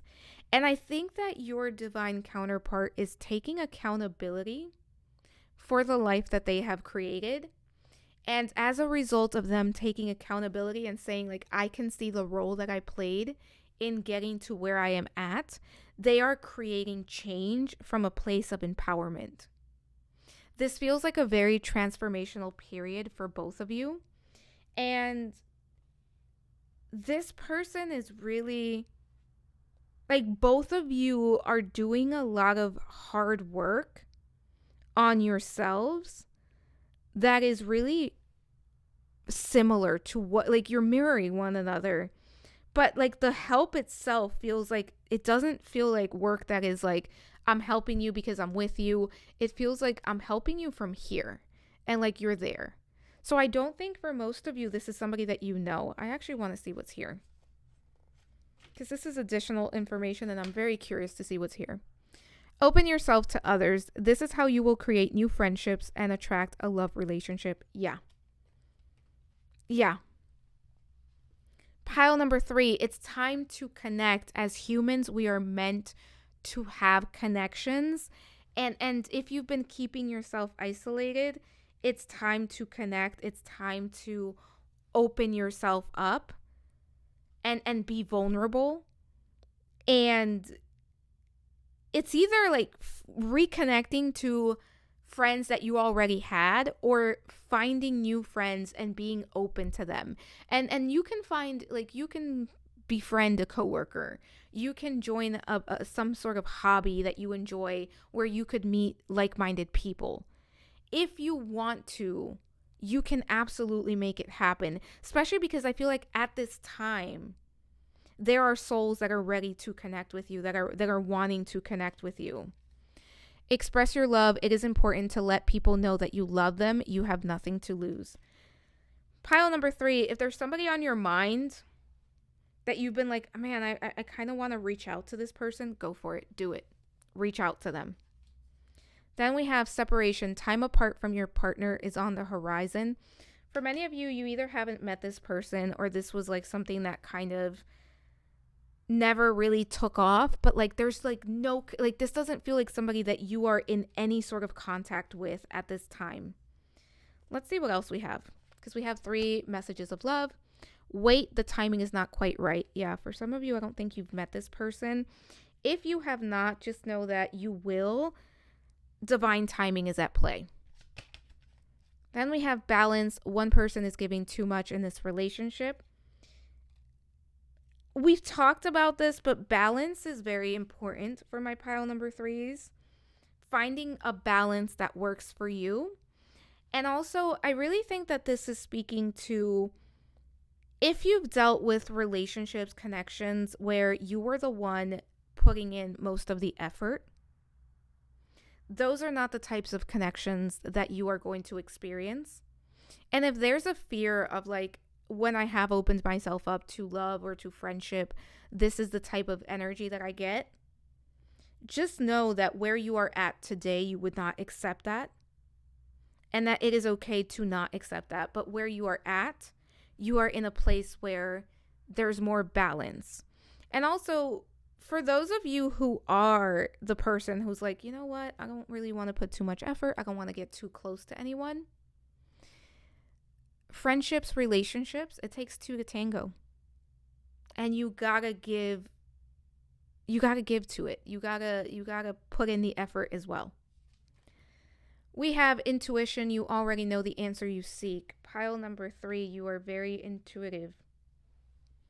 If there's something that you've been asking yourself, if you're like, do I have a counterpart, or is this person my counterpart, or am I going to meet my counterpart? Yes, you will, but you already know that. Let's take a look at what we have here. I pulled some twin flame cards, divine counterpart cards. Let's see what we have for this group. Appreciate. Your twin appreciates you. See the blessings. Practice appreciation. A gratitude practice could be very helpful. Also remember, what is beautiful about you? Your twin is probably mirroring to you. Your counterpart probably mirrors that to you.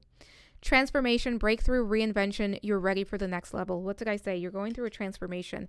This is a group where there's so much change. There's so much spiritual growth happening. Embrace it.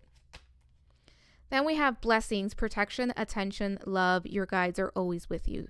And there's a blessing coming in very soon for this group. And I think for some of you, it's going to be in the form of connection.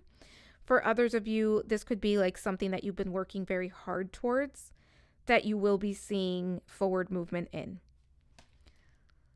And what do we have here? Pause, inaction, calmness, step back, wait for the sign. Yeah, the timing. We have the wait card with the timing is not quite right, and the pause card. For many of you, I don't think you know who this is. And if you haven't met this person, just know that you'll meet them when you are both ready. And they're worth it. It's going to be worth it. All right, let's see what we have as far as advice here. These are for you. We have focus your intent and actions. So focus on what you want. Focus on what you are creating. Focus on what you want to experience more of. Then we have whatever receives your attention will flourish. So very similar to this card. Don't focus on what you don't want. Focus on what you do want. Don't take action based on what you don't want or what you're afraid of. Take action based on what you do want and what you are creating. And find the lesson in your situation. And pile number 3, that's what I think. I think you're learning a lot of lessons at this point in time, and it's very powerful lessons. Pile number 3, claim this. I am ready for connection. In the comments, because that's the thing. You are ready for connection. And I think that once you admit that, and once you embrace that, without the fear of like, but I don't want to get hurt, more than one connection is going to show up in your life. There's going to be friendship. There's going to be romance. Pile number 3, I hope this was helpful. Don't forget to like, subscribe, hit the notification bell, all the things that YouTube loves. That would help me out so much. I appreciate you. Let me know what else you'd like to see next in the comments section below. Thank you for allowing me to read for you. I am sending so much love, so many blessings, and I hope to talk to you soon. Bye for now.